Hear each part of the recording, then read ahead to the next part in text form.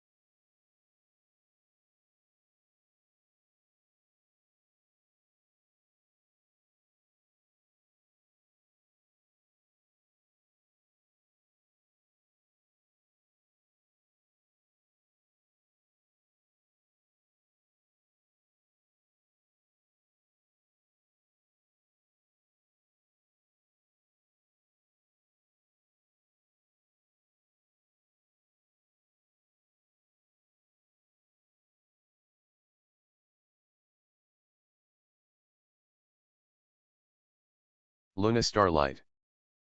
Hey, teach Luna's 3 IO. Hello, hello. Hello, hello, hello. How goes it? How goes it, Luna? Botrix official.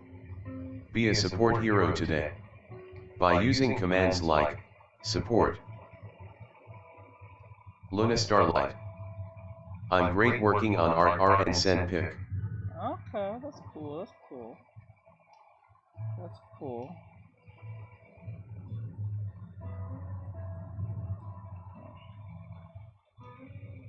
Like that.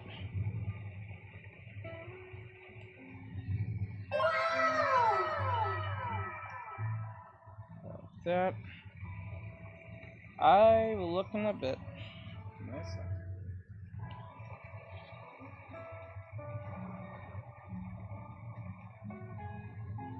Let's see. There we go. Luna Starlight. My first art without upper clothes. Well, upper clothes. Botrix official. Be a Never support heard hero that term today. before, upper clothes. By using commands like /donation and /cash app. Never heard that term before. 1 second.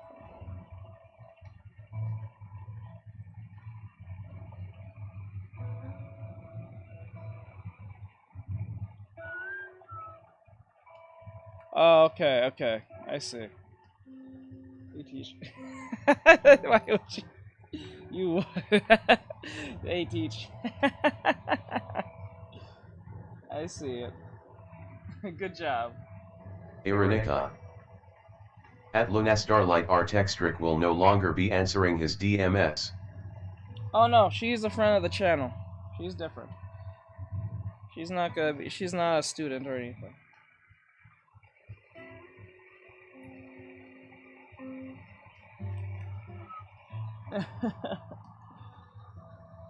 I may be soon collaborating with her soon. So I get my shit together. Let's see. Okay, like the neck. Ironica. That's too small. Regardless, it's out of fairness for the community. Yeah, but I won't be collaborating with them. Luna Starlight. We can at least help each other's Luna's 3 heart love. Yeah, I understand. Let me see. Anyway, so go like this. The head is like this. Okay. But good job though.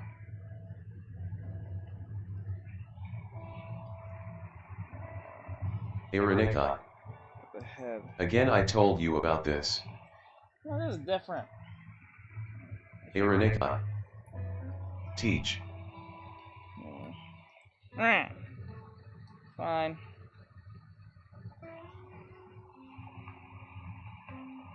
What the F did that just say? Okay. Ironica. What are you seeing? Thank you. See. Press. Push back.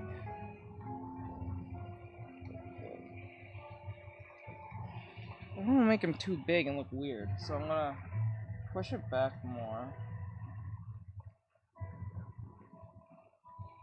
Too bounced out.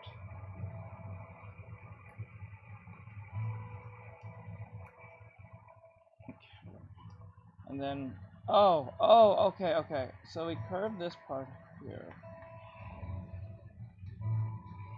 Is if you have to ask.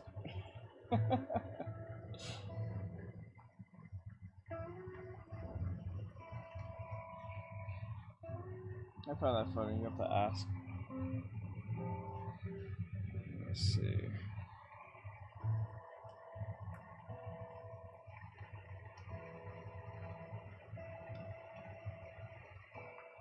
Okay, the shoulders are like that, and then what we'll do, the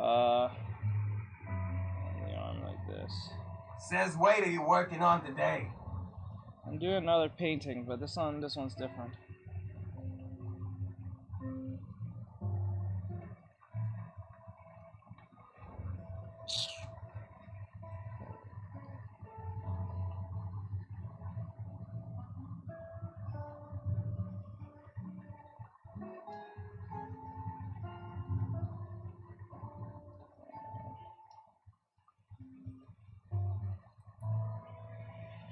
too much of a gap here, but... Says good afternoon, everyone. Hello.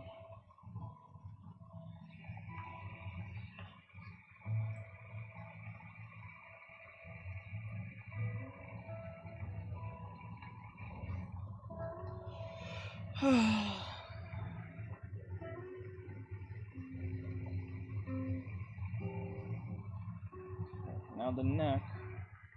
Let me fix the head, actually.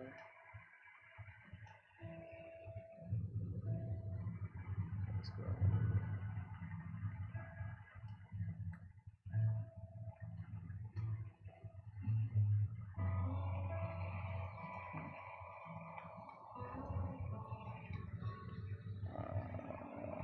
Arms are hard. So good. Okay. Are you talking about? Yes, I answered your question. Arms are hard. Okay. No, you're not getting shocked. You asked. No. Sorry about that. Not happening. Sorry.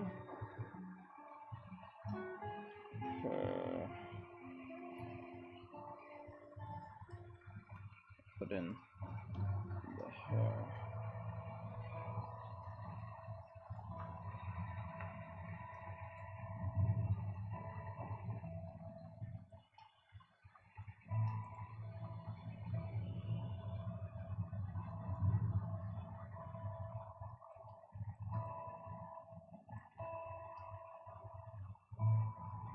Says permission to marry her.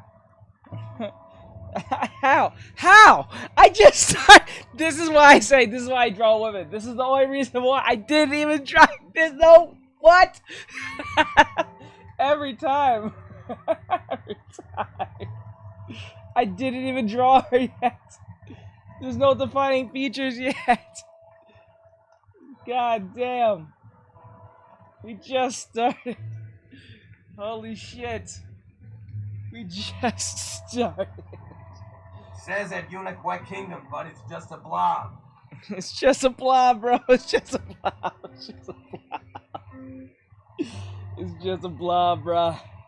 It's just a blob. Says there's a vision. There's a vision. There's a vision.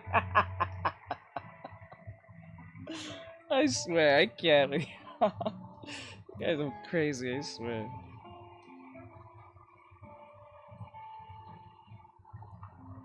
Says at Unique Kingdom, you got it, bro. I just started. Thank you, I appreciate it.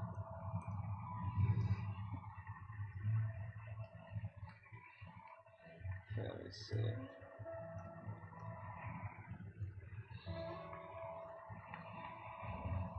Nice blob, thank you. Luna Starlight. Crazy is good. Would have been boring if everyone was the same. I know, right? But, like, it's funny because I get a bunch of hate. Well, I don't say hate. I don't think the word hate is the right word. I get a lot of criticism, I guess you could say, for saying I draw only women, which I don't, but when I do, they complain about, why do you only draw women? You must be some kind of weirdo. Why don't you ever draw men? And when I do, they don't stay, or they don't ever come around. But whenever I draw women, they somehow appear, and they always say I was drawing women.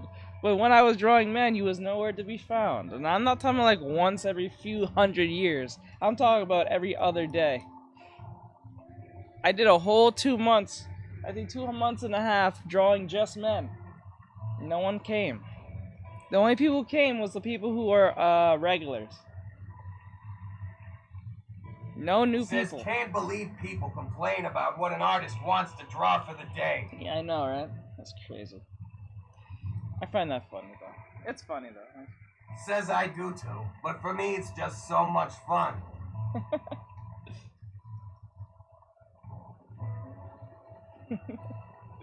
It's funny, though.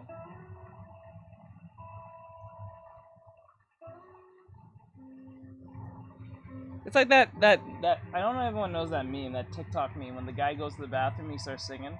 How come every time I need to use the bathroom, you always all of a sudden need to use the bathroom too? It's kind of like that. If you're familiar with it, if you know, you know. I'm not going to explain it any more further than that. It's like, you know, you know. If you don't, no, too bad.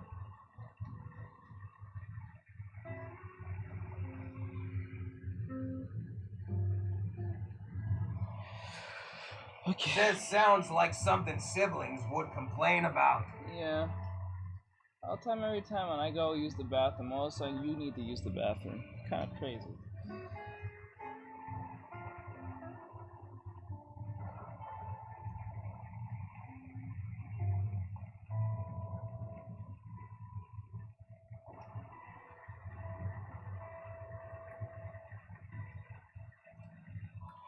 Oh wait, I'm focusing on the wrong things. Okay, so what I'm gonna do.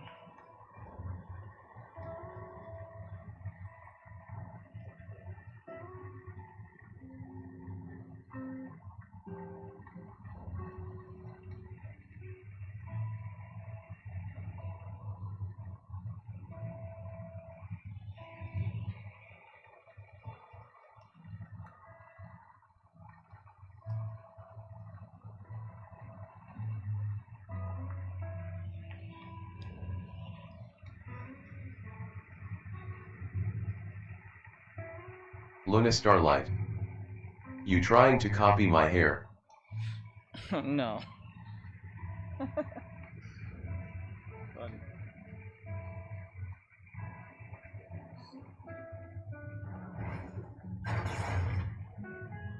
Thank you for that.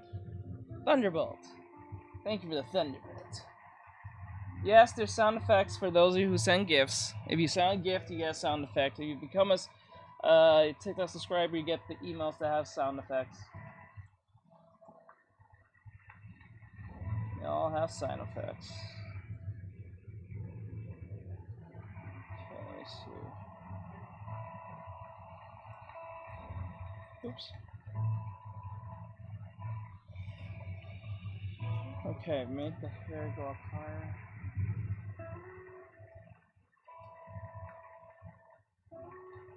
About there. Okay.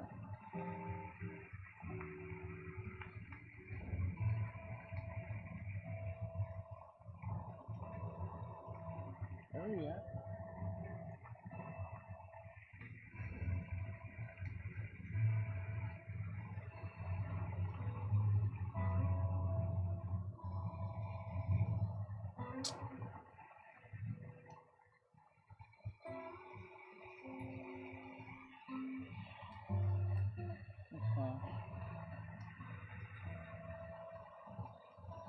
Botrix Official.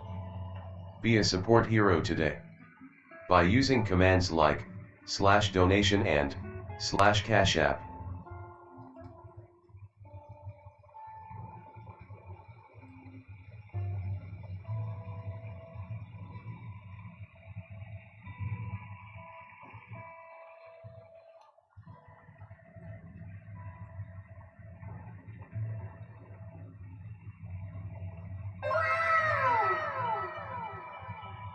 E. I don't look right. Okay. That sounds like right. So Emmy. we're going to fix that. Hi Teach, how are you? Hello, Amy. Iranika. Become a hero by subscribing to Hello, TikTok Emmy. or I'm be a doing YouTube well. member. What are you Gain doing? personalized art lessons, What are you up special to? emotes, discounts, song request and more. I hope you're having an awesome day. Thank you for coming. I appreciate it. What you doing? What you up to, MM? Let's see here. Let's see here. Says that needs a hand to work with. Let's see here. We'll worry about that later. Let me see. We'll worry about that Emmy. later. I was gonna draw. Gonna draw. What we're gonna draw today? What we drawing today? What we drawing now, boys? What are we drawing today? This song is drawing me up the wall. I can't do it no more. Give me a new song. Give me a new song. Give me a new song. Give me a new song. I need a new song. That shit's crying me. I can't take it anymore. It's just the same looping ass song.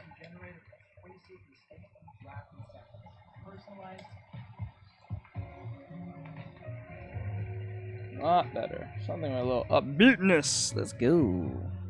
Okay. Is it weirder to draw just men as men? Says is this me one? Wait, what? Nope, I'm not drawing anyone in particular. I was yesterday, but I might save that off for another day. Come back to it until I master this new technique. Mastered this new technique. That's what I do. I master new techniques and apply them and then teach them.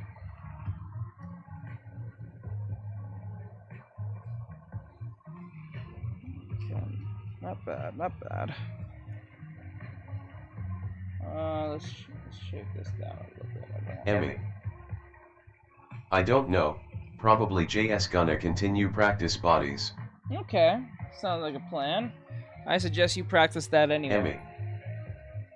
Love the energy today. Yes. Let's go. I suggest you practice anyway.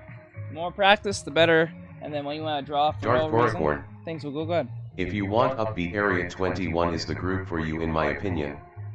I might have told you about them, but I'm not sure. 20. No, they gotta be copyright free. Can't play no music right now. Unless you're a paying member, and then you can change the Says song. I want to practice, but I don't know Bot what's Rick's on. official. Start Be a with your support shapes. hero today. By using commands like support. I'll start with shapes first, but a lot of people don't like to start there. Make sure you can identify shapes and stuff. Says at Unique Kingdom Shapes. All about them shapes. What software name? Clip Studio Paint. You need to become TikTok gamer. Hey gamer, what's going on, bro? Says I'm good at identifying shapes. Now, can you create said shapes by identifying them? That's the question.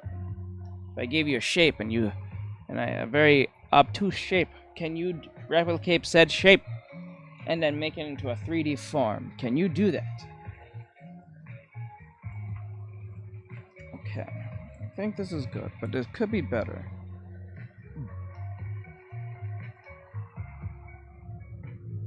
Says ye, I just think my brain can't make it 3D yet.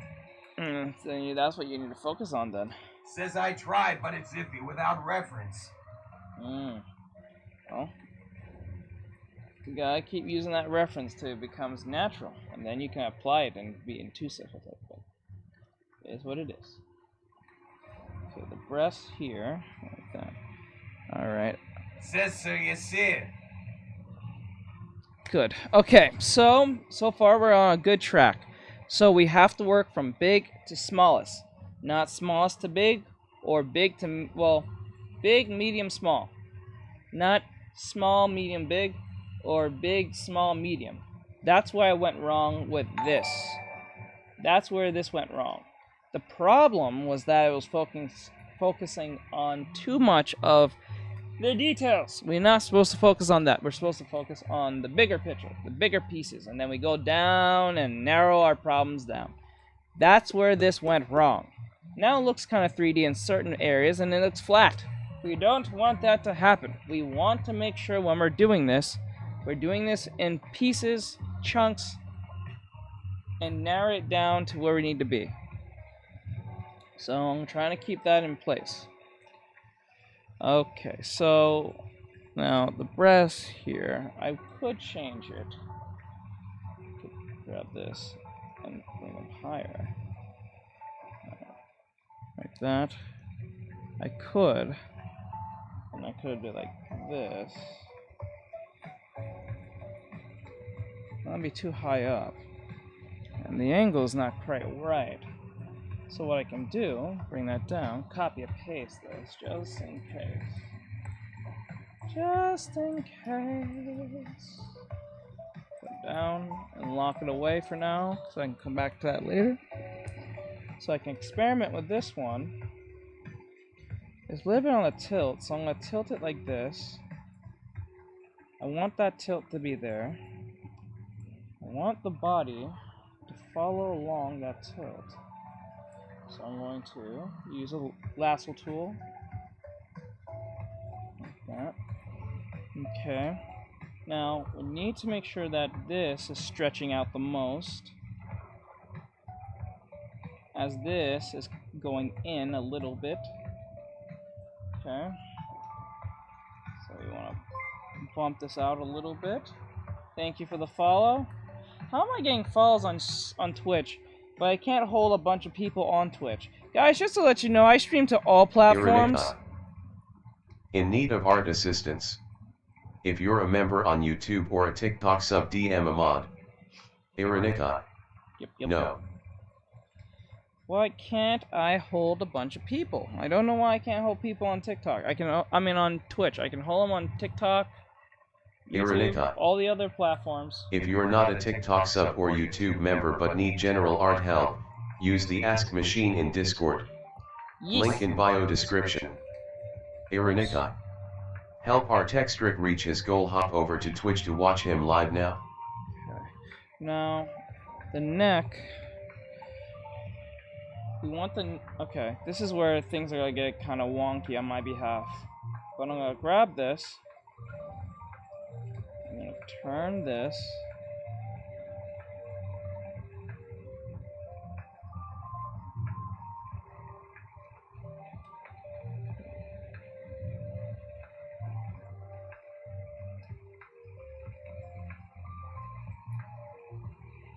No! No! Go back! No! What just happened? That was crazy. Okay. Okay. I'm going to stretch this neck out. Oh, not stretch. We're not going to actually stretch it. The problem is that we need that... The body's going like this. So we need to make sure that neck is correct.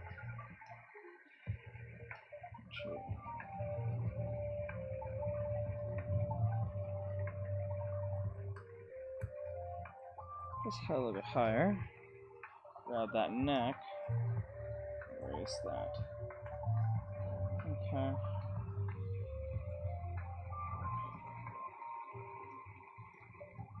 Okay. Now I'm gonna scrape that down.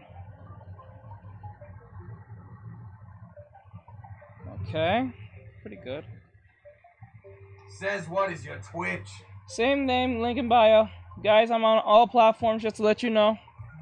I'm on all platforms, from Trovo, Kick, YouTube, Twitch, YouTube Shorts, and TikTok. Says it Hackman's same name. Link in bio. Says it Hackman's same username, link in bio. Yep.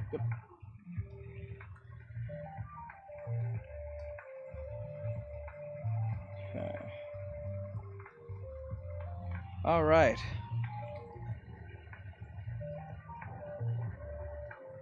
Says it bright for close bright. I think we need to make this down more narrow, like that.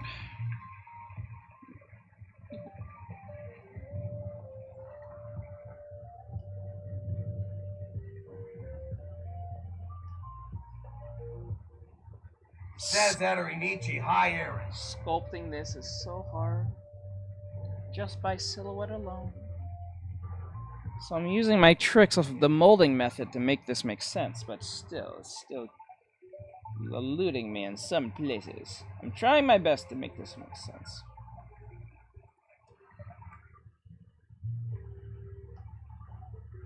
Says it bright for close ready to get it today, lol. Yes. Yes.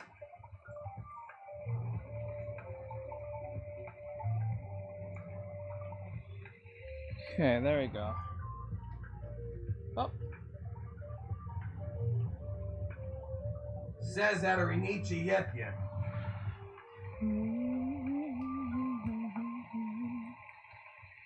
All right. Now the cheek here feels a little bit wonked. Says it bright for close. Let's GOO. Let's get this correct. There we go. Says Artextric, let's GOO. Okay, now what I want to do is add a little bit more to the legs. Woo! Them legs, they're looking weird. What the fuck? Let's go.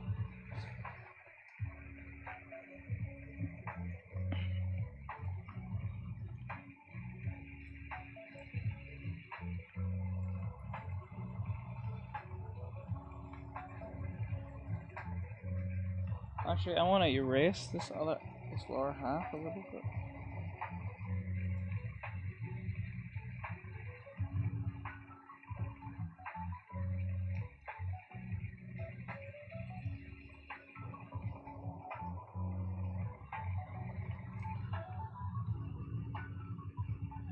Says give 47 arms, 20 fingers, 89 legs, 3 toes, and 14 knees.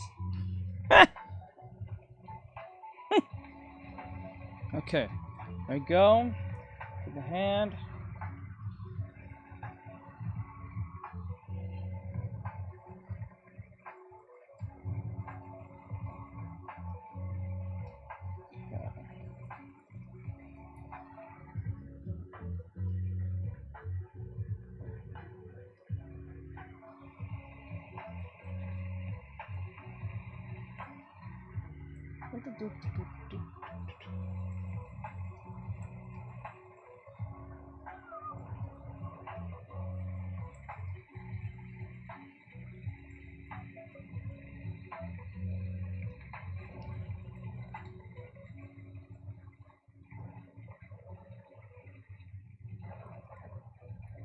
Nope.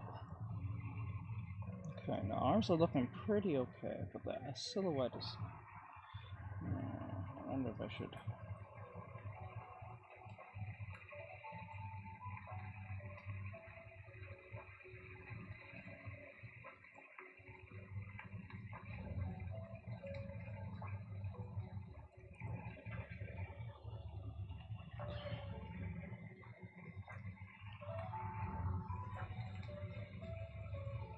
Kitty got 492. Wow, Twitch changes up their platform for mobile. Did they? Maybe I should use that instead. Maybe I should start streaming over there with the thing instead of using OBS, because it just seemed like it's not working.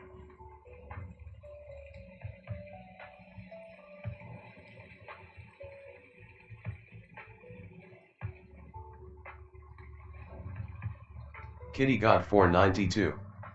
WYM.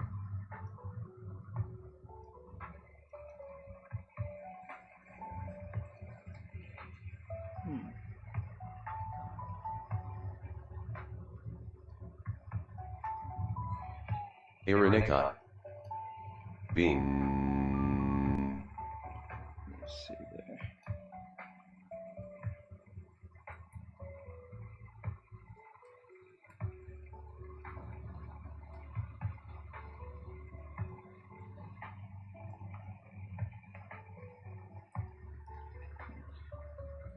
Says, can you draw some art to be featured in my game? Well, you got her first hire me on that one. That's a contract job. You gotta get that in writing. I would love to work for indies though. I would like to work with indies though, I'm not gonna lie. But that's gotta be paid. I can't do that shit for free. I'm sorry.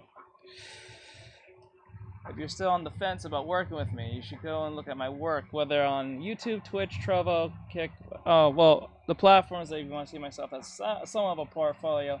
You can also check my art. Well, is it up there? My art station, if you want.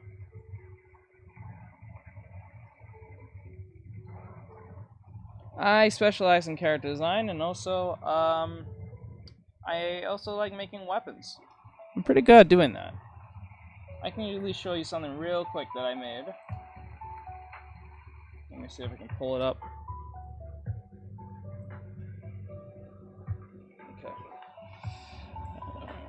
Okay, hold on. Something I made quite recently. I think I made it like a month ago. Oh shit, I'm supposed to send that thing to Bean. Okay, I forgot to send her a thing. Good thing I just remembered now. I was like, I know I forgot to do something. I gotta send Bean her commission. I forgot to do that.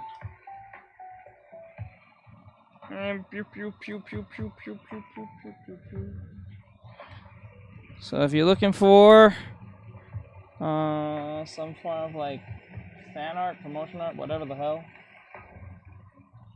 There you go. Says nice. Yes. think I did this out of pure boredom, if I remember. Says that LLL_048 mods are listed in the Discord. You can DM us the details to give to Artextric. Yes, please DM my mods through the Discord if you want to work with me. We'll see. Hopefully it's a paying job. I can't do that shit for free. I got stuff and bills to pay. Let's see.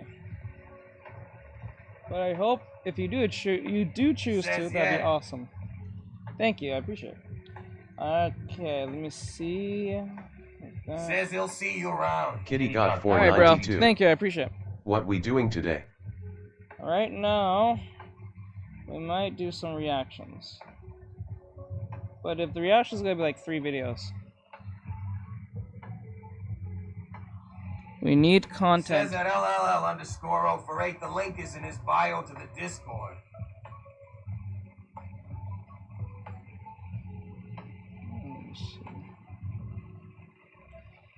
Says okay. I don't know if we're gonna do VR chat today because I have no batteries. That shit pissed me off. Says that LLL_048. See you around. Says I'm digging the red skin. Kitty got 492. Okay. Says desktop mode low. Yeah, but that's not as fun. Or fun to watch. Compared to being on VR headset. Like we was doing the driving and shit. It's gonna be pretty stiff and boring. Kitty got 492. Are you charging it RN? No, it's the battery, not the charger. I'm talking about battery. Artextric GF would look exactly like Dance Revolution character. I'm talking about like the remotes. I'm not talking about the headset. Says Artextric he's addicted to the Oculus LOL.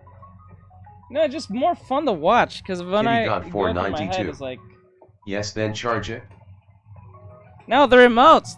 The remotes need batteries. They literally can't work without the batteries. I got batteries. I need batteries. Says that brighter clothes better be paid good for them. Okay.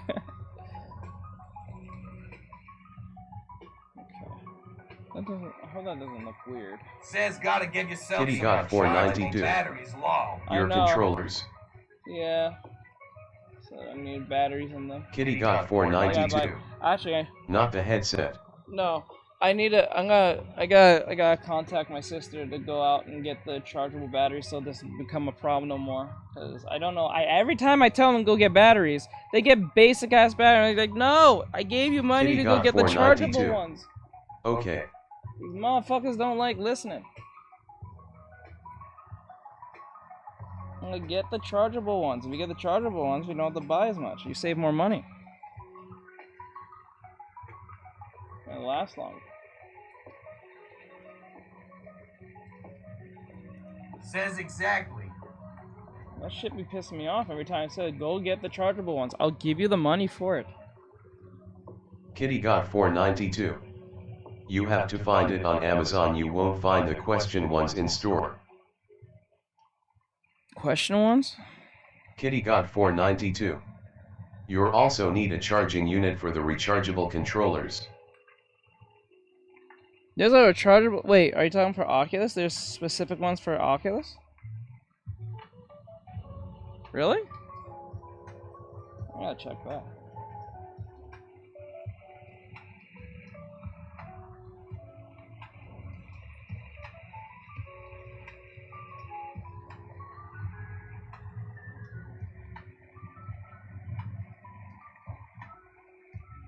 Says he doesn't have rechargeable controllers. He has Kitty to buy got them 492. batteries only.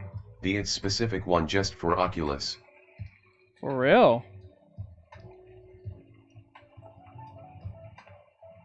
I didn't know that. What the hell? Kitty got 492. Yes. The hell? Because it takes basic batteries. I didn't know there was specific ones for them. It's fucking crazy. I gotta check.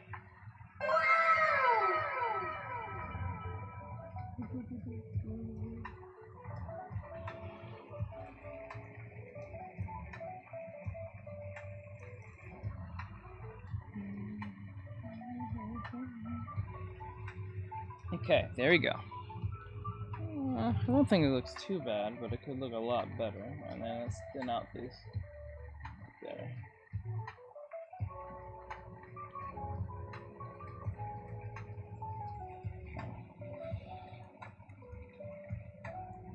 Kitty got 492. Yes, basics batteries, but Oculus has their own recharge batteries you need to buy and the charger unit. Kitty got 492. It's all about money. How much is it? Why do I feel like it's gonna be super overpriced for like no fucking reason? I have that feeling. Yeah, wow. Keep following. Keep following. Says I see one on Amazon for 33. 33? For batteries? 33? Fuck.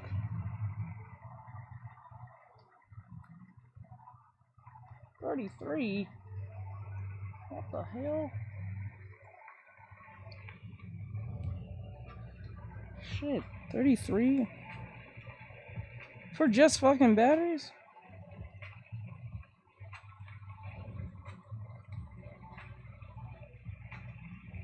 Says it's not Kitty got batteries, 492. it's a charging station basically They're expensive. with batteries. They better fucking work. If they die frequently, Says so it's rechargeable. I feel this feeling that rechargeable, that they die frequently. That's some bullshit. I had that feeling. I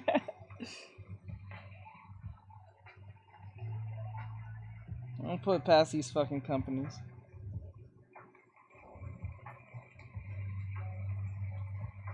Roses are roses, baby. Roses are roses, baby.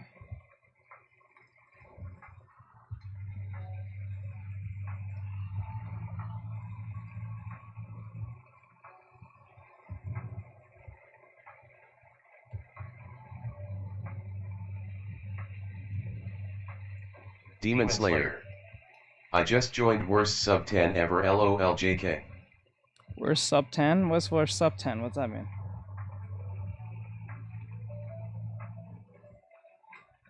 The fuck does that mean?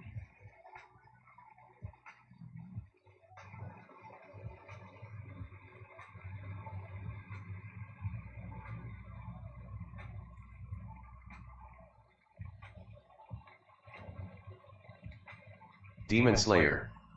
Sun. Oh, worst suntan. Okay, I was like, what?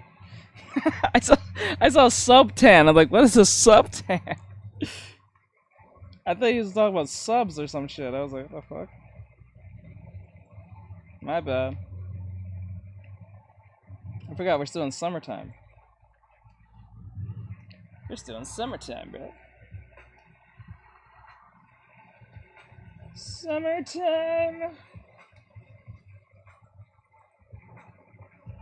Why do I only have 2 likes on short? Wow, I should have never said yes to the monetization thing yet. Because when I was not subscribed to the monetization thing, we had mad people come up on this bitch. Now just 2 people, only 2 likes. The hell? What is going on with YouTube Shorts? Making me think you're on that TikTok shit. I don't like that very much.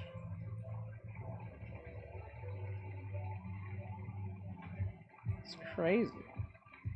That's how they get you. As soon as you get some traction, and they start seeing that you get traction, they start saying, "Oh, come on, you can get monetized now." And then when you press that, you don't be seen at all. Like now, since you're on our payroll, you gotta go by our rules now, completely. Says 43. Comes with charging dock, adapter, USB-C cable and connector, rechargeable batteries. Jesus Christ. You guys gonna make me just buy basic $25. Says battery covers. Nightbot. Be a support hero today. You guys gonna make me buy by like, using commands like /donation and /cash app. Beanbag. Twitch stopped working. It stopped working?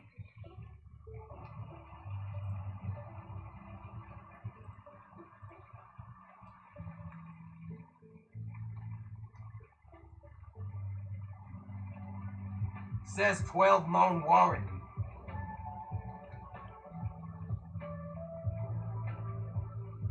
No, come in and come back. Come in and come back.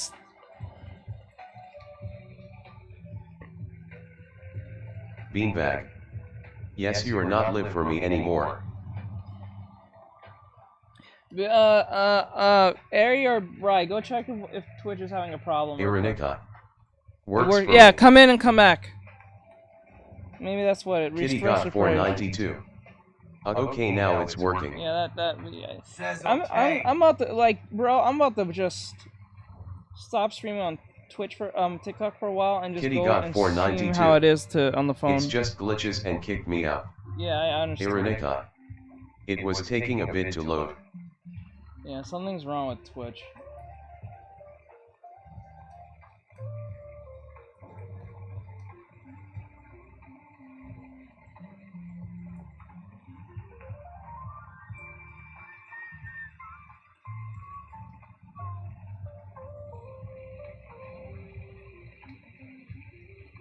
Kitty got 492. I don't know why, but Twitch updated for me and now it's acting weird. Twitch is a weird place, I'm not gonna lie to you. It's a weird motherfucking app.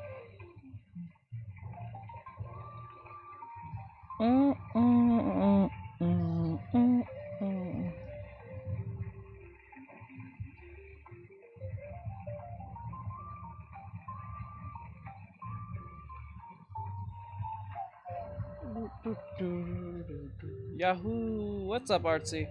Hey, oh hi, Mark. How you doing, bro? Why didn't it say your name? Why is not reading out your guys' shits?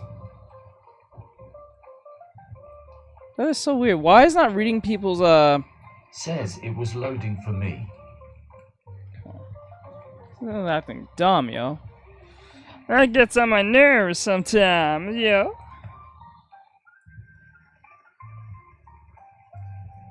Okay.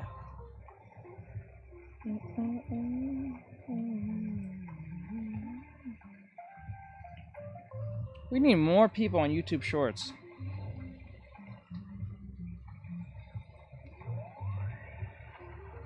Okay, let's get this red. Oh. Botrix official.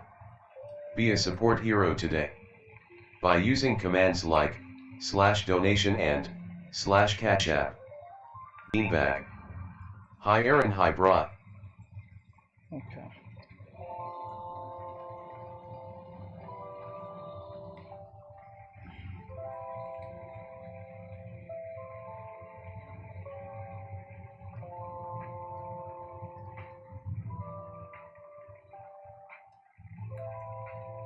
Beanbag. Aaron.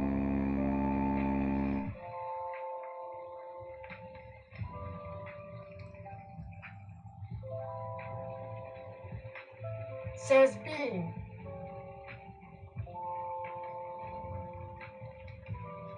Ah, shit.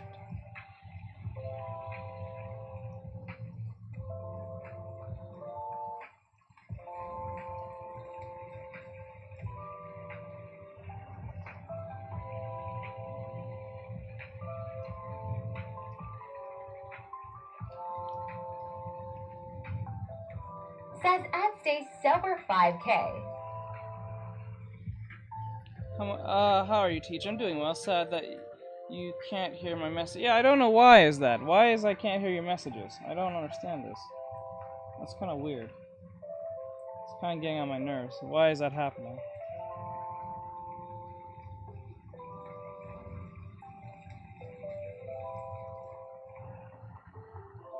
It's gonna get on my nerves. I hate when shit like that keeps happening. Luna Starlight. Red skin. No, just a red placement. If I put real skin, TikTok might have an aneurysm.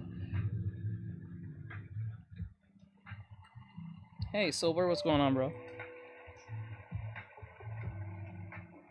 Says it stays sober to make his art painterly without line work. Yep. No line work. We're doing just painting. We're using our shapes. Beanbag. Aaron.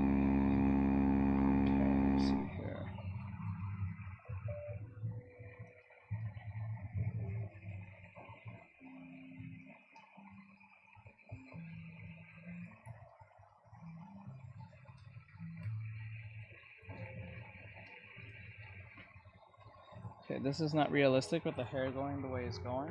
So I'm going to erase this.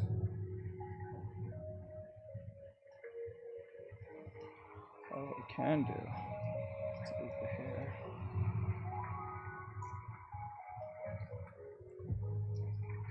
Beanbag. I am a stay off Twitch for today, it's being funky. I understand.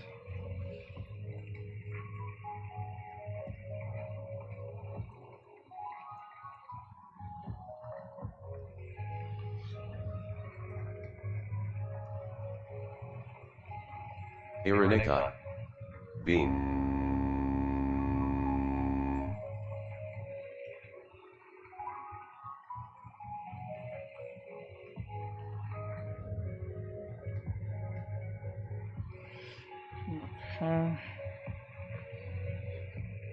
Well, what we can do is just keep the hair short. For now. And focus on the overall body first.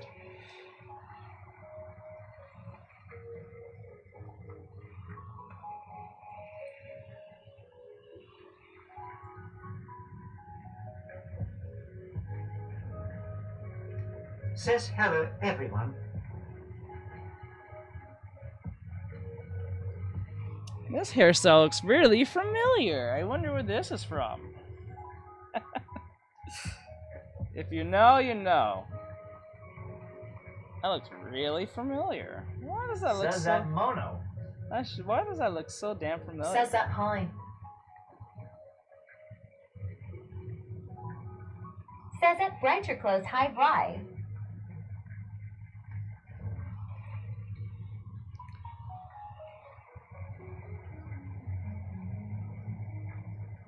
Says, oh my god, it's Pikachu. Oh my god, it's Pikachu! Says, hi Teach, how are you? I'm doing well, just doing my thing.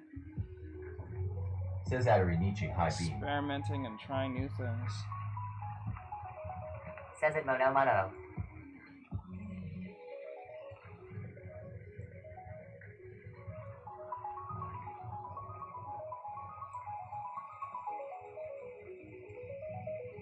Says Artextric Aaron.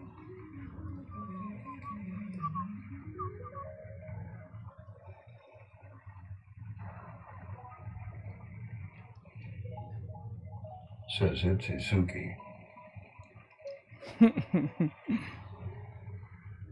Says it yee yee, how is you? Luna Starlight. I'm doing well. The hair color remind me of Powerpuff Girl Bliss. Says it long. Says I no, never kept no, that wait, as- it's Pikachu. I never really considered that that show ever canon in my head as a kid. As an adult. And how much they had weirdo people writing that shit. There was a particular Says it's country. IGTG teach. I might be bad. Says Artextric pretty good. How is Okay, it? M. Okay, MM. You can do your thing, huh? MM. Okay.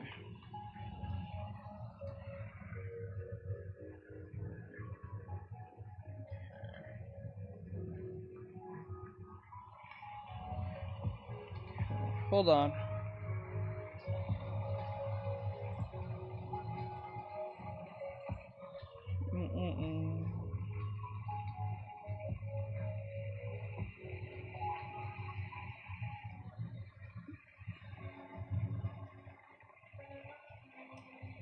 Says that I'm good, had a yummy new burger and some Frenchy fries, so I'm happy, lol. Frenchy fries. She said Frenchy fries. Frenchy fries. Says it Mark Fish no, but we can do 10K long. Says it's not, can we, it's do it. It's not, can we, it's do it. But we can do 10K. We got 4.1, we got 4.1K. That's cool. Says Artextric, I'm making nuggets tomorrow. Nuggies! Let's get the nuggies! Says go. Says for tomorrow, Asters. Darth Goricorn. I made a mistake. The people I work with and myself took a break from the project to prevent burnout, and I did not draw much during that time. Aw. I know how that goes. I know how that goes.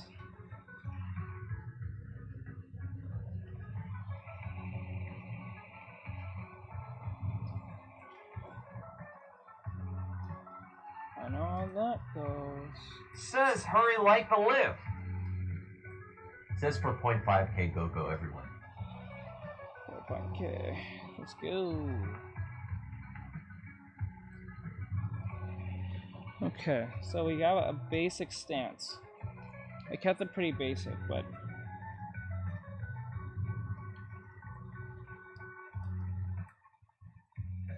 okay, so what I'm gonna do. Says 5K is for beginners. We pros, we go to 10. We go to 10. Says 5K.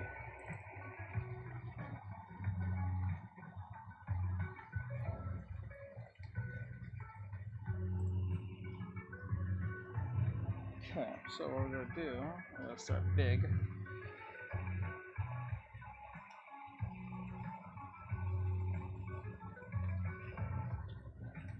First thing.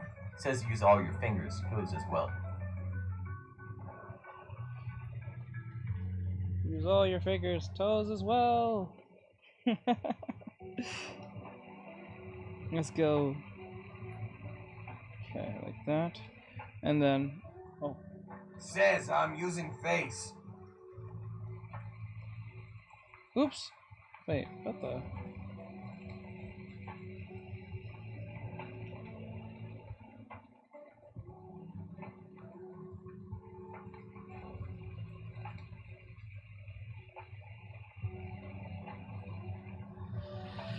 Okay, that's annoying. Okay,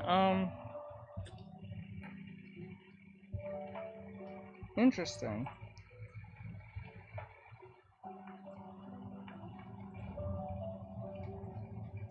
There we go. I was like, what?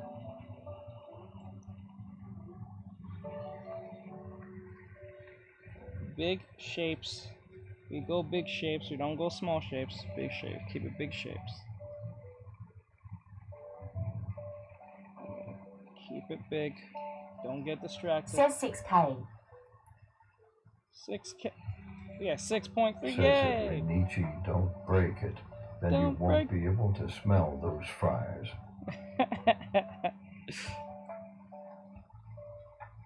Okay.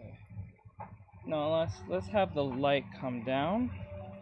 So I'm gonna have the here. Says it not my freeze. Anonymous. Not my fries. Not them fries. Okay. Now we're gonna put some here and here.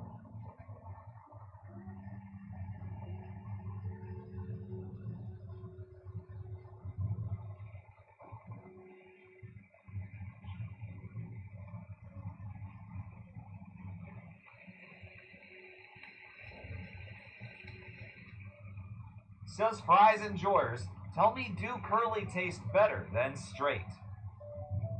Do they really take different? There's no difference. I don't think so. It's just curved. And we're curved. I don't think there's a difference. There's a difference? I don't think there's a difference. I think it just depends on the seasoning they're using at that point. Says yes, teach they do. Eat more fries. No, man. I don't think so. I think it's all about the seasoning. I could be wrong. It has to be about the seasoning, right? Says that sadly. Ah, you like how I did that? Woo! Let's Says go! I made Connell use Let's his toe. go! Toe lights. Let's go! Like how I made that neck? How I made the head and the neck at the same damn time? Let's go! That was kind of cool, not gonna lie. That was kind of cute. Not gonna lie, bro. Says Nietzsche. Let's go. 1 week, 2. How much am I spending on this? Okay, let me see. Erica, did my subscription go up? When your questions about life turn into questions about money, there's Erica, the virtual financial assistant. Says, oh my, you are improving so much. Yeah. Okay, like that. And then we go to. Oh.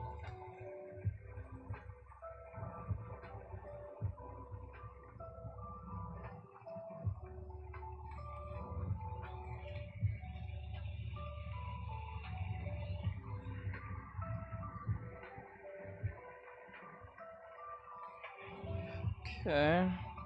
Says just 2.3K. Let's go.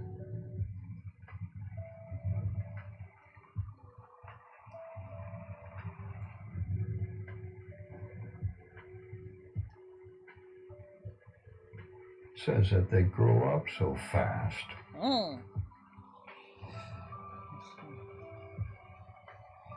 go.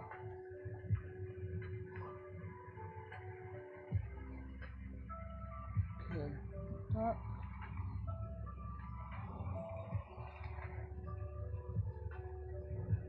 Oh, that's where I fucked up here. Okay. Okay. Says after Nietzsche, I know. Let's see here.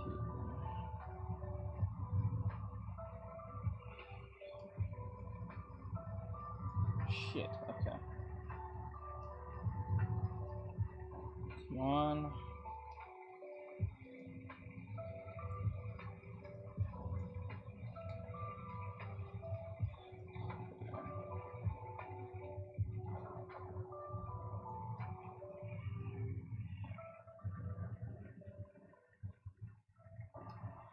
Okay.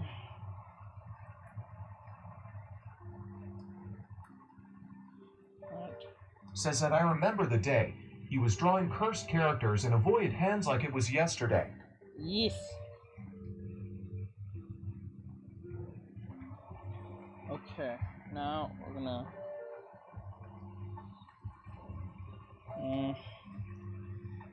Calendar erase this part.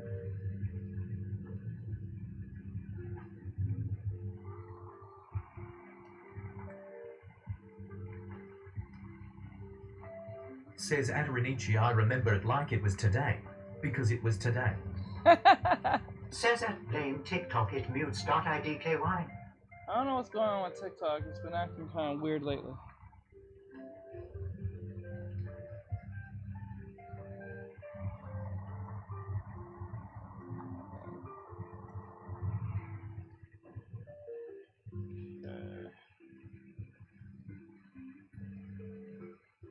That. And the arms gotta go like this. Aronica. TikTok stopped. It stopped. Says okay and VM dot it stopped that. Okay, probably was a glitch.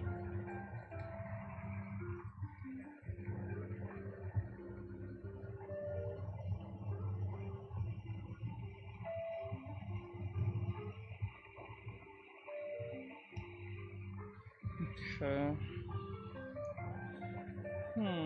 Says mine glitched as well. Must be a server thing. Must be a server thing. Or some shit. Okay. Oh, this is going.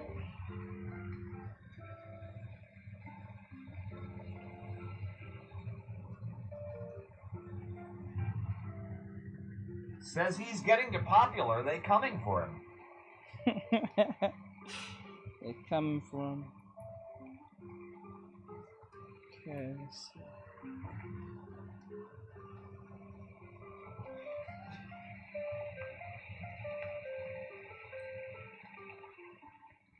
Says Jin is after you again.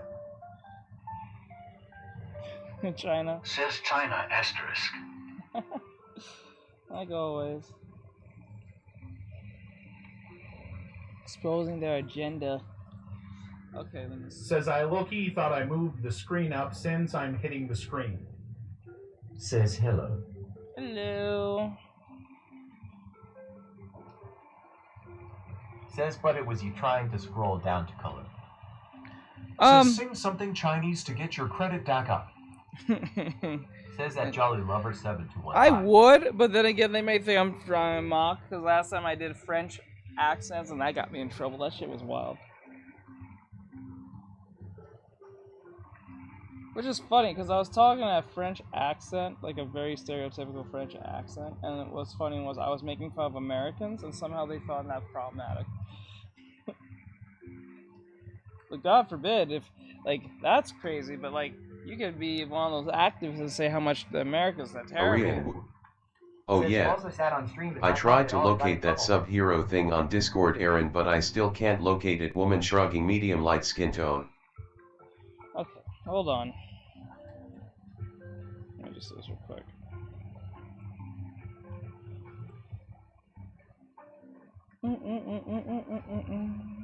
Let's see what I can do about that.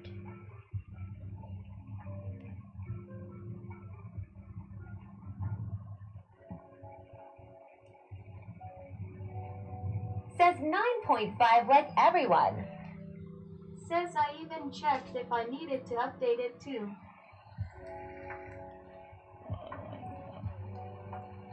Shit.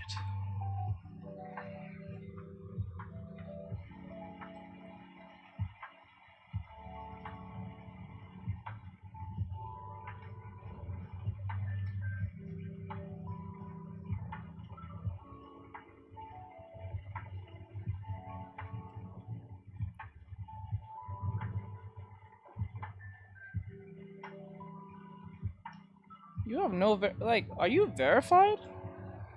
Did you do the roles thing?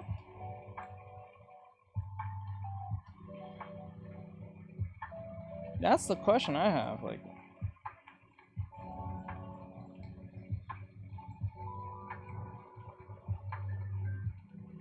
Says yes, I clicked all of them. Okay, let me see. Are you offline on Discord? Are you putting yourself? Says I was trying to do rolls, but nothing happened. Are you putting yourself offline on Discord?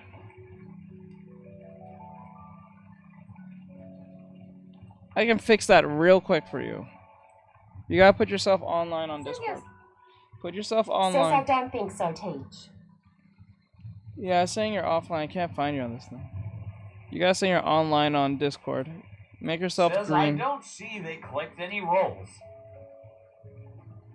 Let me see. Because I don't see you anywhere on this thing.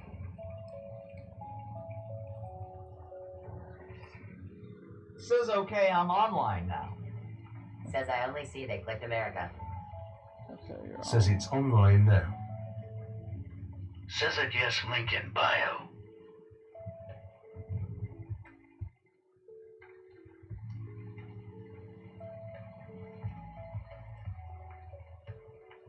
What the fuck? How? Okay, well, I got an idea.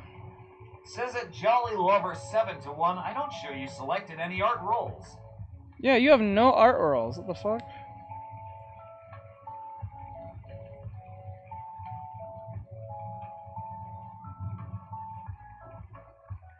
I gave you you should be able to see it now. You only have America and verified. I just gave you a role just now. You should be able to see it now.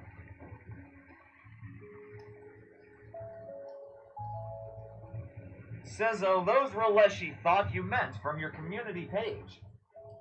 No, I didn't give. Says that I'm sorry you have to use the link in bio or description on YouTube to join.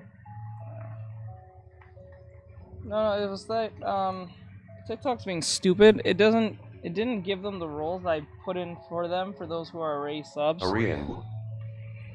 When I went to your page, I clicked all of the ones that were there, but I didn't see any of the new ones, Teach. No, I didn't add Honest. no new ones. I gave you. What happened was that TikTok did not do its job by giving you the roles that you're supposed to have from the Discord. Because since you're a paying member, it's supposed to give you that. But because it didn't do that job, it causes confusion. I gave it to you now. You should be Says able to wait, see. do I have a role? Let me see. What tier are you, Mono? What are you under? What is your name on Discord again? It's been a while since I Discorded anyone. Oh, here, I found it. Hold on.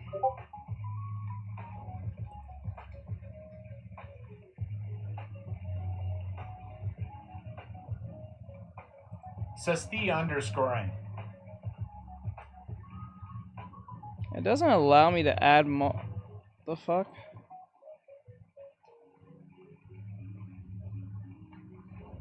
Oh, wait. Okay. I just want to do this real quick. Okay. Here's Mono.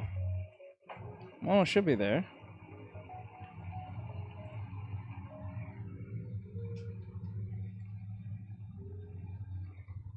Says it's not a row you can select.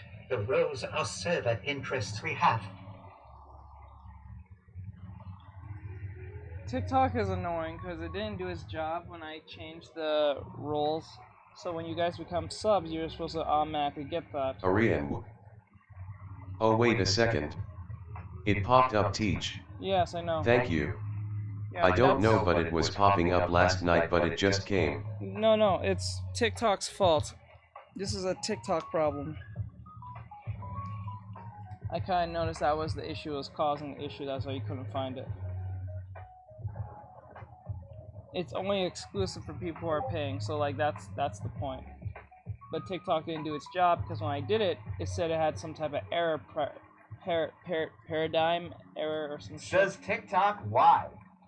TikTok does the most when it comes to not doing its job. So.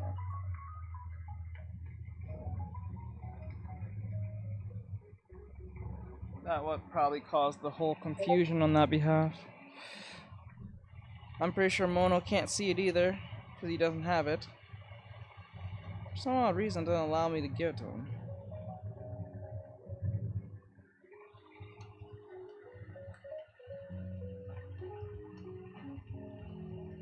Why do I not see his, like, his shit? Why I don't see it? Arian. Interesting. I would have never guessed that was TikTok. Yeah, I just thought it had to do with the Discord server. No, it's a TikTok thing. The parameter, that was not paradigm. As parameters does not want to. Fucking Iranica. Yes, so once you sub or becoming a member, that status is supposed to follow you to Discord so you can unlock the special features for subs. Hey JR, what's going on, bro? So TikTok messed up probably because we made some change. Yep. And every time I try to change it, it says some type of parameter error. I'm like, how do I fix that? I already sent them a whole, what do you call it, a support thing. But you know how they get, how long they take when they respond to that shit. It's annoying, but it is what it is.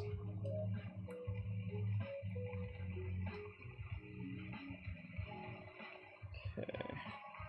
Says you can change it, but I think TikTok is slow to ball. Let's see here.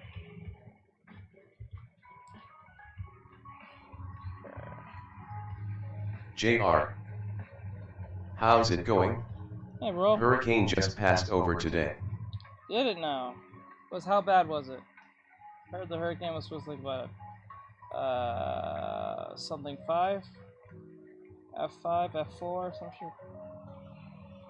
If it's the same hurricane I heard that was supposed to be coming.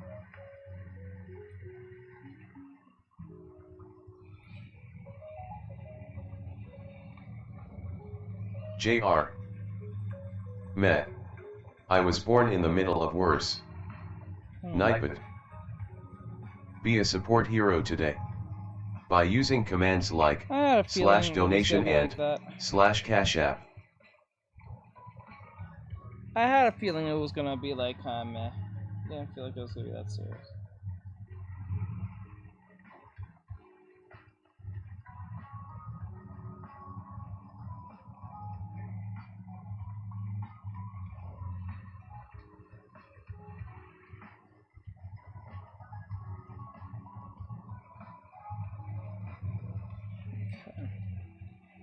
Okay. Now, how do I do this? Correct. Hi, Skyla. What's going up? I sub. Oh, thank you for the sub. I appreciate it. Thank you for the sub. Okay, now what we need to do now. Let's go to the left. Says what's with the colors? Just trying to avoid TikTok's problem. For now.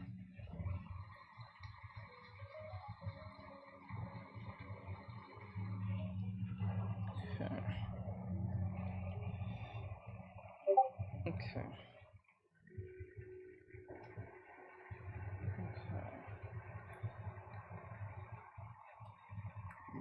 Let's oh.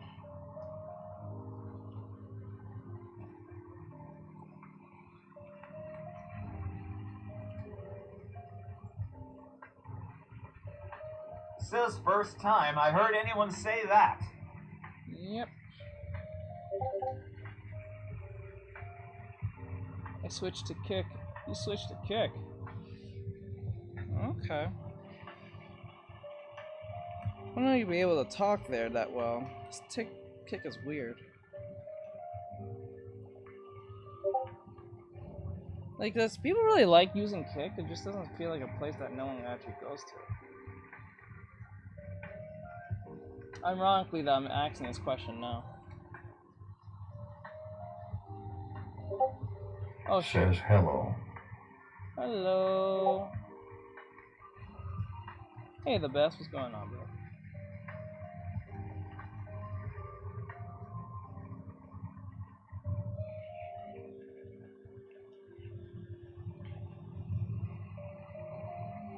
Now, let me see. Can I go to the... Okay. Says not much. How are you? I'm doing well. Just trying to make sure this is correct. The light's coming.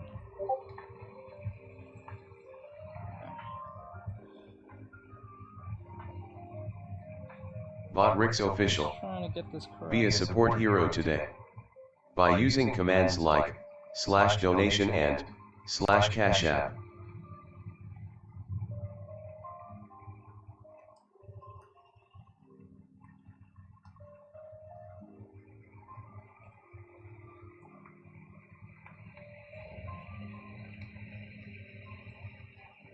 Says I don't get /donation and /cash app.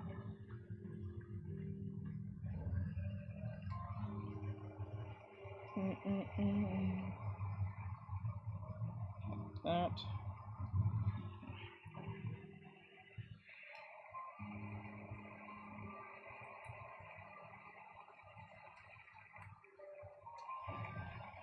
Okay. Hang up like that.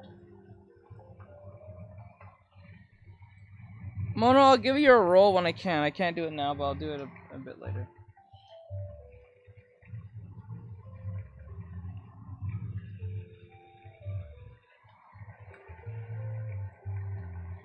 Actually, we'll have to send a message to the people who are subs on TikTok. Since what even is that role? That role is meant for people who are subs, so whenever you guys want to join the sub exclusive stuff, that's what you guys signed up for and also paid for. So if we have special events or anything that's going on, it's only for the subs, not for people who are not. Says a double pay. No, it's what you already paid for. Based on the teams they are.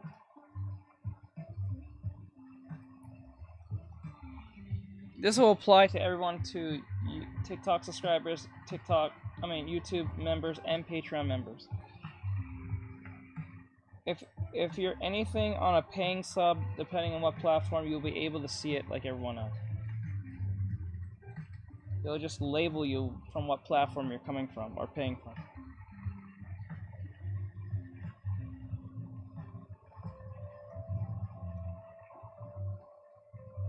It makes it easy to identify where you're coming from and what you're paying for.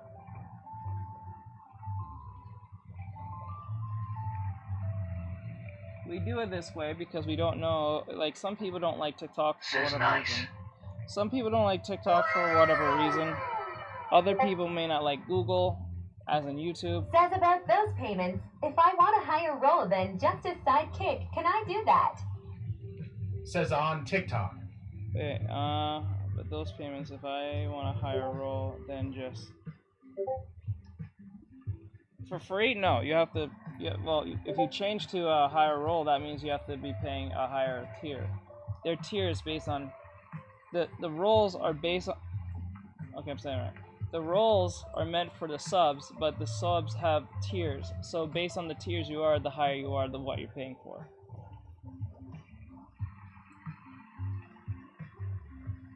So if you're going to be, if you're a sidekick, you're a low tier who's just paying for the $3. If you're a high tier, you're paying the $6.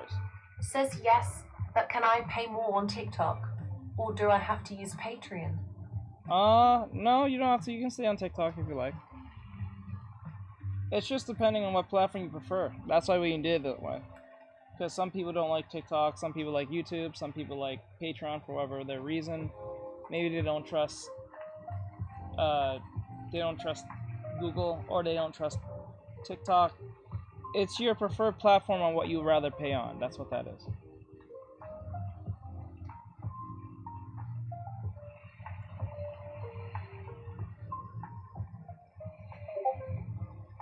Some tiers will be catered over than others because of their high tier.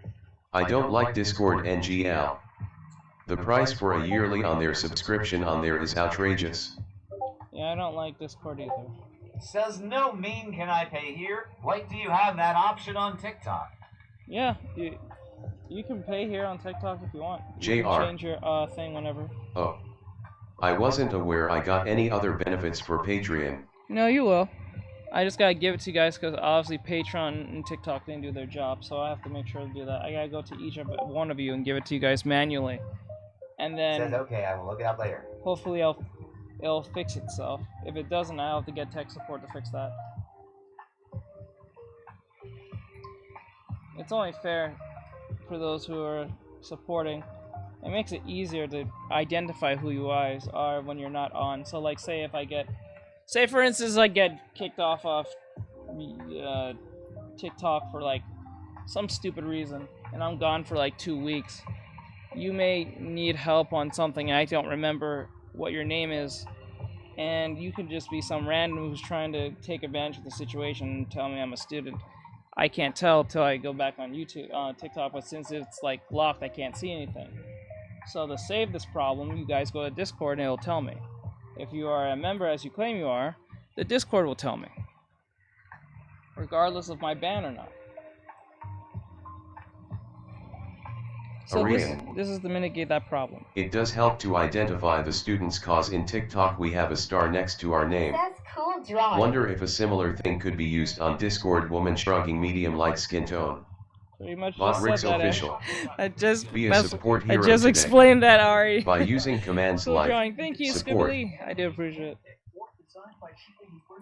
Just explain that. That's what the point is. Emmy. I'm back. Emmy, I want to ask real quick. I just now realized are you still a sub on TikTok? If so, please let me know if you got the role from TikTok. If you didn't, I mean from the role from Discord. If you didn't, it should say your TikTok level on what you chose. If you don't see it under a role on Discord, please let me know. Or let my mods know.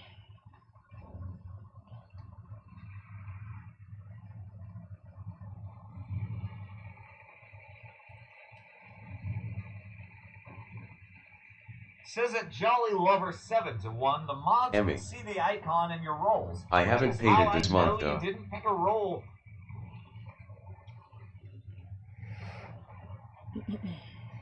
She said, I haven't paid it this month. Okay. If you're not a current paying member, it doesn't matter. But if you're a current paying member, I'm saying, please let me know. Says icons. Yeah, it's called roles. It should be in the role section when you go to the, where it should be start here. The start here, the verified, and it says roles. It should be there for you. And you pick those roles based on what you identify with.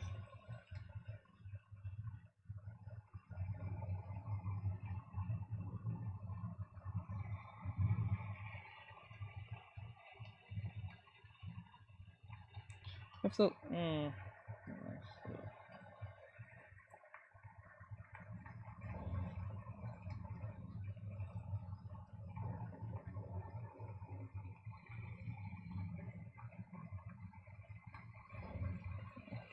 Says at Jolly Lover 7 to 1 yes the mod seat icon under all the PPL in Discord to show what roles y'all picked.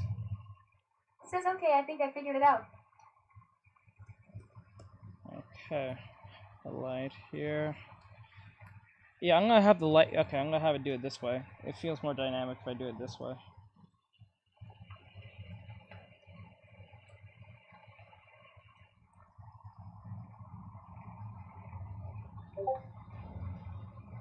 Okay, and then what is this?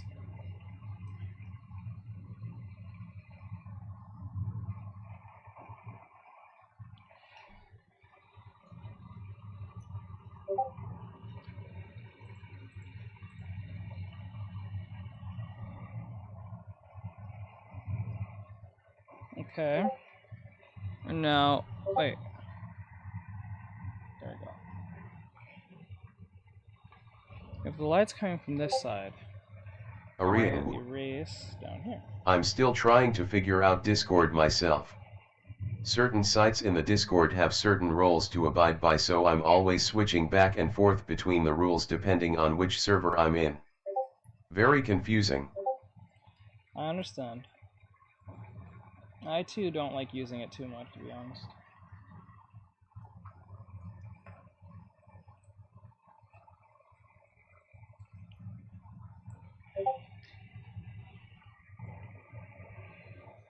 It's gonna get pretty confusing. Okay, like that. I'll turn this like this. Okay. Okay. I think time has passed. Alright, let's do some reactions. We can't do no VR chat today, so... Says Discord is a pain, but it's the best. I don't mind it for the education, but I feel like I'm talking to a robot half the time. Let me see.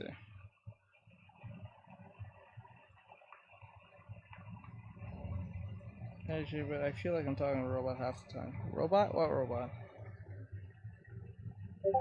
Well, I'm back. I got settled in Discord. Okay, cool. Discord is a pain, but it is. I find it a pain. Don't get me wrong. For those who are listening, I really do not like using Discord. I feel like it's a big chore, to be honest. But I know you guys like it, so I'm putting it my. Says it, no problem. Glad to have you. I'm trying to put my best foot forward on how to understand it, so you guys can, because I don't know, you kids like this fucking thing. I don't know how you guys like this. This thing is a pain in the ass. But anyway. It keeps constantly changing with updates and shit, and then always switching stuff up for how things operate. That shit is annoying.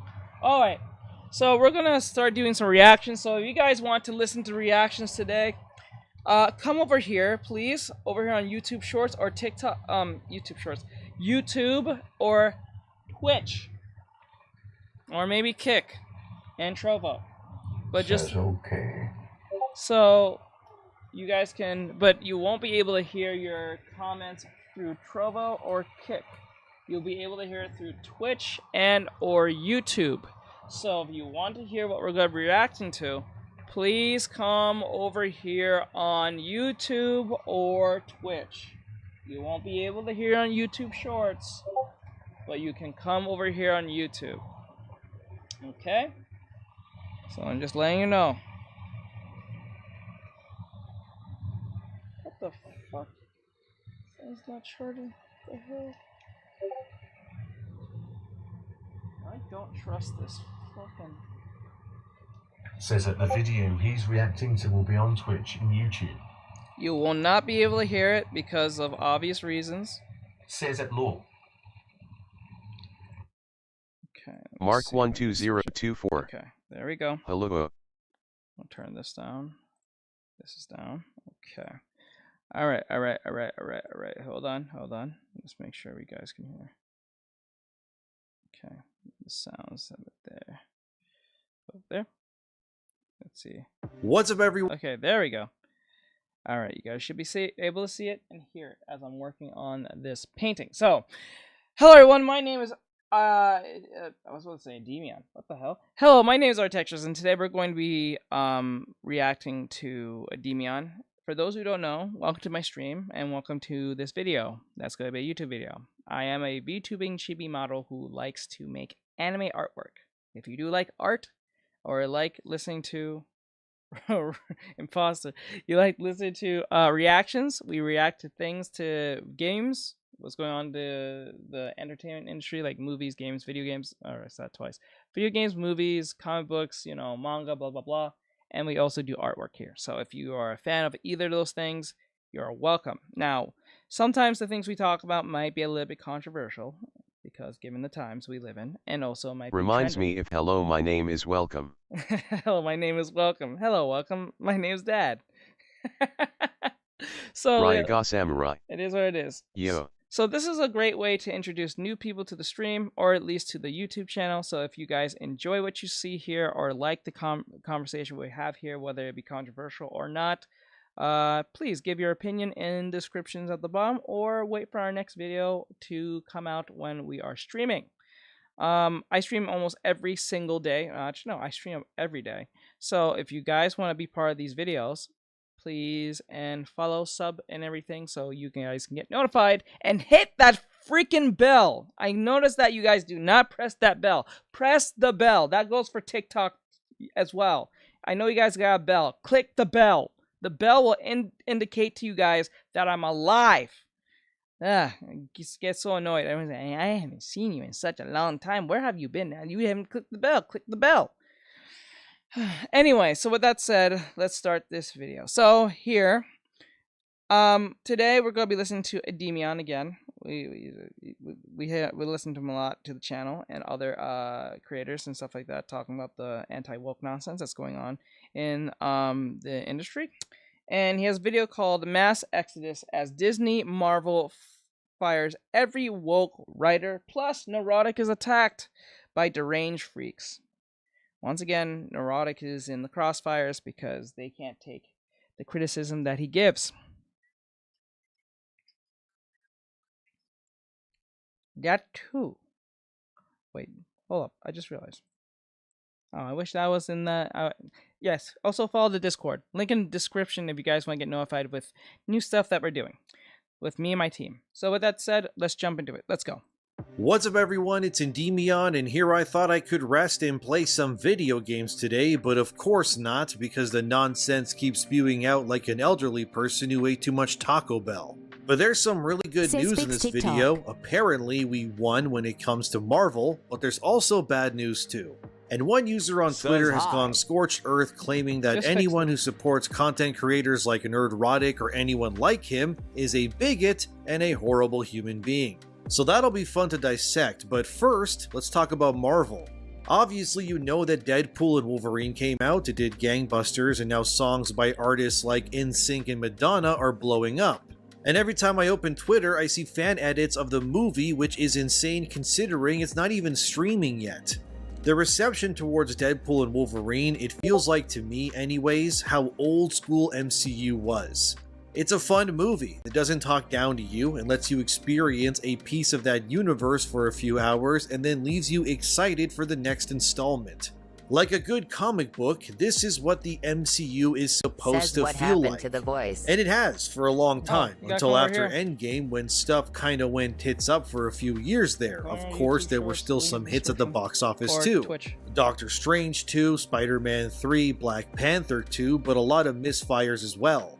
From Eternals, the Marvels, and of course the myriad of TV shows that diluted the quality of the MCU tenfold by them existing. For years, me and others have said that the MCU needs to return to its former glory, reject activism, and embrace based fun instead. Now apparently, that just might be what's happening. This comes from a friend of the channel whose name is Chris Gore. He's half of the YouTube channel Film Threat, who works alongside Alan Ng, and they do really good work over there. Chris was recently on the Critical Drink.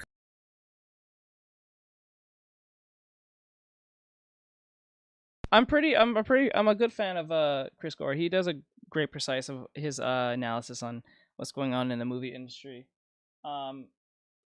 He says, I want to say he says I don't think he says anti-woke stuff. Like, he doesn't use I don't think he uses the term like woke and all this other stuff, but you can tell that he's not fond of what's going on in the industry, whether it be movies, comic books, or it case may be, because he doesn't have to like Says, do you be remember like someone spamming the color blue in one of your streams? no. But anyway, the point is like the point is that he takes a very soft take on Says remember to watch what you say since you're on TikTok. a soft take on the idea of the activism that is a poison to most of the industry. And Mahler's podcast, where they talked Doctor Doom, and Chris has quite some juicy bits of information to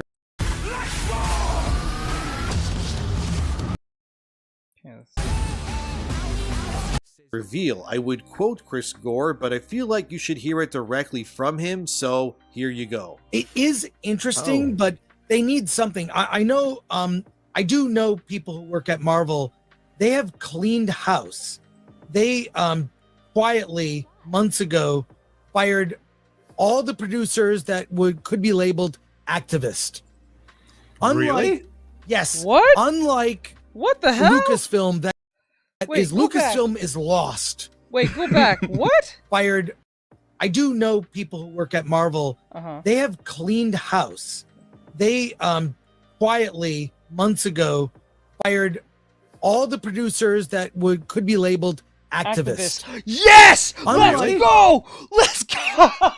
Yes! I don't know if that's true what he's saying, but Jesus Christ.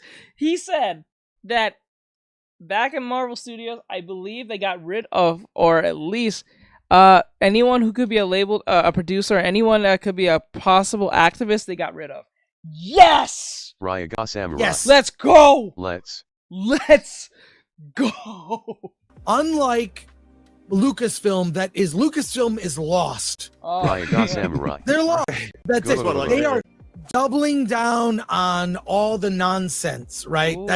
You will never get anything good out of. So Marvel is trying to clean up because they're the actually most profitable out of all Lucasfilm's stuff, because Lucasfilm's like what Chris Gore has lost. So therefore, Marvel might come back. Maybe not exactly the same. That'll probably never happen. But then again, it will be a lot less problematic than it is now, because Disney's pretty much. I don't think the Marvel's the only thing they're depending on, but that's one of their key pillars that they're depending on to at least do well. Out of Lucasfilm and Star Wars, that's it. Kevin Feige recognizes. He even. I'm not gonna say exactly. Basically, he said that we tried it. It didn't work. He's talking about phase 4. Yeah. Okay.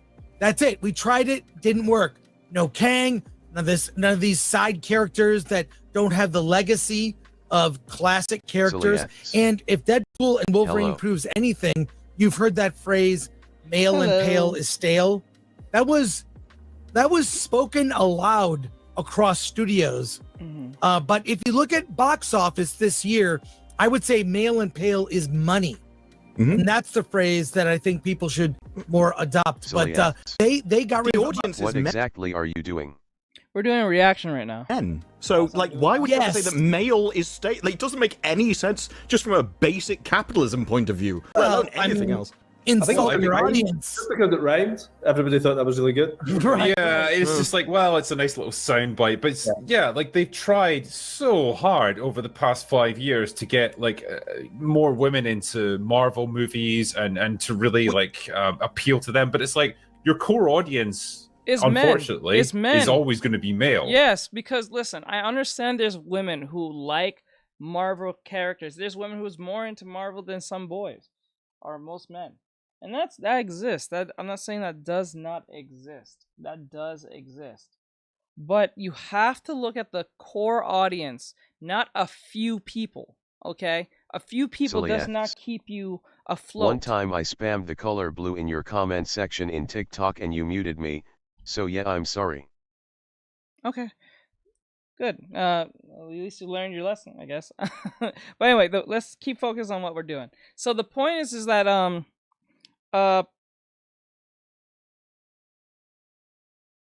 man, I should have kind of lost my thought after that. Jesus Christ. So like the point I'm saying here is that your core audience is that demographic of males. I'm not saying that there's no women who's not into boy stuff or guy stuff or where you want to refer to it to, but they are not the core audience. They're not. Okay? Your core audience is the majority of people. You cater to the majority of people, right?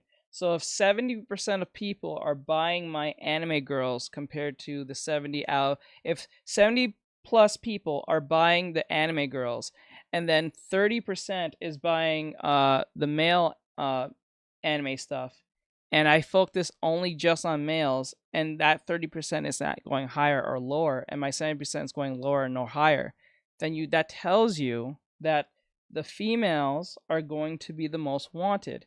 Now, okay, the females are being bought the most. Fine. Who are buying the females the most? Is it males or females? Is it people who identify as whatever the fuck? That might be a thing, but 9 times out of 10 is either one of those two things. So let's go and let's see. I see that 15% of those girls, those are buying, and the majority of them are males. So I know that the males are buying the anime girls. So my focus should be the anime girls solely alone. Now, I'm not saying just to absolutely isolate the audience who wants the males. You can throw in some males here and there, but you can't make that the main focus. You can't force people to like something. It's just not going to work. I'm looking at you, Larry fucking Fink. But then again, you know, deaf ears when you're rich. But the point here is the people who buy your shit the most is the people you should focus the most on, because they're going to be your core audience, your diehard fans. They're going to be the ones who's going to keep you afloat. They're going to be the ones that are going to help you pay your rent if you have rent. So it's best not to bite the hand that helps you, okay? So that's what I'm saying. So Marvel, Kevin Feige, or whoever the hell's in in charge of Marvel currently, he probably came to this realization. I'm pretty sure he kind of knew way before when. And I'm pretty sure in the back of his head, he knew this was not going to work. But because of the higher-ups, the CEO and all of them, the shareholders and stuff, made the decision for it, and then they see that they're losing money. Then they quietly said to Kevin Feige, you know, we gotta make some changes. I don't think what we're doing is working. They're not gonna outright say it, but then again, they said it to him. So all you had to do is clean house, got rid of the producers who are activists and X, Y, and Z. And Lucasfilms is probably the last woke sector within that entertainment sphere. Now, I'm pretty sure there's still places in Disney that is still pretty infested with the woke mind virus. But then again, Marvel is one of their high pillars that they need to do well. This is why something like Deadpool and Wolverine did very well, because they didn't want to lose any more money. If they lost that, then it would have been curtains for most of, I don't say for Disney, but for Marvel Studios specifically. Let's just be honest, because no one's buying comic books like that. It is what it is. The comic books are dying, or pretty much 70% down. Like, it's just not good. So the movies and then video games are the only thing keeping them afloat, hopefully. So, it's best to go with who works for you the best. Be a support hero today. So that's what this is. By using commands like /donation and /cash app. I think Grum said this way back when. He said, if you want to hit it where they hurt, just don't buy their shit. If you stop buying their shit, okay, if you don't buy their shit and you ignore them and don't buy anything their stuff, they have to convert to what you want them to do. But if you keep buying this stuff, this is why Call of Duty's ass to this day. People keep buying Call of Duty. If you stop buying Call of Duty and fans make demands on what they want, there you go. They'll make their demand. The demands will be met, no matter what activists are screaming and yelling and screeching to the void. Like, yeah, there's definitely going to be female fans, but like your main audience for this kind of movie is always going to be men. And if you don't appeal to them, and if you actively insult them, well, guess what happens? Suddenly your movies aren't making $1 billion anymore. Suddenly you're getting things like the Marvels, which are struggling to make 200 million. Also, really cool that Drinker and Mahler got Mark Miller on the stream too. If you don't know, Miller has made a ton of comics. You know stuff like Kick-Ass? That's one of his many creations. But you can see what Chris Gore was saying, and that is allegedly what is happening right now at Marvel. It is interesting that it took this long for Disney to realize that what they were doing is clearly not working, but the change is already happening, and we can see with our own eyes. I mean, in terms of Disney Pixar, just look at Inside Out 2. I haven't seen the movie myself, but according to other content creator friends, they told me that the film is not woke at all. There's no weird messaging, nothing. It's straight up a standard by-the-numbers family film about growing up like the first one. Nice, and I like big that. surprise, look at its box office. It's made around $1.5 billion at the box. Now from that, I kind of want to see the Inside Out 2 movie now. I avoid that shit like the plague. I was not convinced. I love Pixar work because Pixar is very inspirational on how they do things. Not currently as recent, but like this movie seems like it's going back to fruition. Let's hope, or this is just a shoot in the dark. But sadly, feels very short. Maybe you might be right. I heard that some people said that. Some people actually said that. Like the movie felt short. The movie felt short. It felt like it was kind of in that sense. Mark, you too. Hey, it looks amazing. Keep it up. Thank you. I appreciate it very much. Hey, Jet. I see you. Jetty. Box office. So this animated flick has made about as much as Spider-Man No Way Home. It also recently dethroned the Avengers, and currently, it's Disney's best performing movie of the year by a landslide. Damn. It also made over $100 million in Mexico alone. That's crazy, dude. But compare the outrageous performance of Inside Out 2 to something that pushes identity politics and woke pandering like Strange World, which came out like a year ago or something. It made only $73 million on a budget of over $100 million. It has been considered to be one of Disney's biggest... By using commands like /donation and /cash app. And his budget was $100 million. Oh man, you was 30 million short. You was 30 million short just to oh god, even break just to even reach that budget. Oh damn, that sucks. That sucks ass. Biggest flops of all time, and the plot and characters heavily push identity politics and constantly push stuff like LGBTQ+ themes into your face. And this is the difference between pandering and making something for the general movie-going audience. You either make less than $100 million, or you make 15 times that and then some by simply not being annoying and just giving people what they want, which is escapism. This rings true, circling back to Marvel as well. The Eternals bombed too, and was officially the first time a Marvel Cinematic Universe product was rated rotten on Rotten Tomatoes. But then of course you had other flops like Black Widow, which bizarrely came out after the character had already died in Endgame. Shang-Chi did okay, but I still to this day thought that was a dumb move to like off Black Widow before her movie, at least before and after her movie came out after Endgame, knowing what we know about her now. That shit was so annoying. I like, and the saddest thing about that whole movie was just to literally promote the what do you call it, the Disney streaming service with her punk ass sister.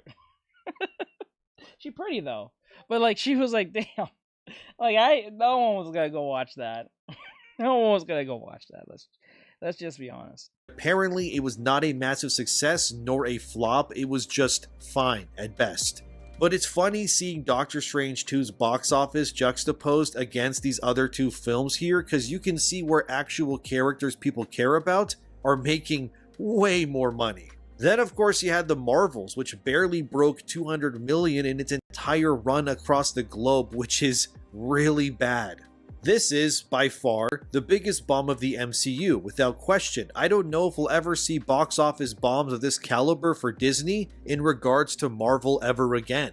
I mean, could they do worse? Probably, but I think the Marvels personally was the moment that was the ultimate wake-up call of Disney's higher-ups going, wow, okay, we really can't keep doing this, can we? And yeah, no shit, Sherlock, you can't. Firing all of the activist morons at Disney is a great step, and it's long been what me and many others have been saying for years now. You can't keep this up. It can't continue. These things need to eventually end. You can thrash all you want, but ultimately, common sense and the truth will always prevail. Chris Gore also added a bit later on, additionally, they fired people that don't know the comics, but it's going to be a sea change that will take years. Yeah, we gotta stop doing that. They've been doing that for years, which was fucking annoying. And then they'll be brazen about it too. They'll be like, they'll get like you call it, like a director or some form of producer and say, I don't know nothing about the comics. I don't read the comics. I don't read comics. Comics is weird. It's some stupid shit saying they don't read comics.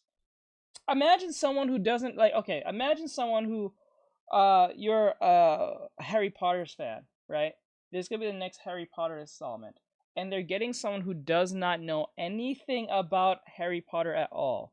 Remember, they're going to be using lore. They have a bunch of lore and all that stuff. And they are hiring someone not only doesn't know anything about Harry Potter, but they said, and quote, and said many times on interviews and on social media saying, I hate the franchise. I don't like anything about magic and sorcery and this and a third. What the hell? Oh, and they're a staunch religious nut job who don't believe in like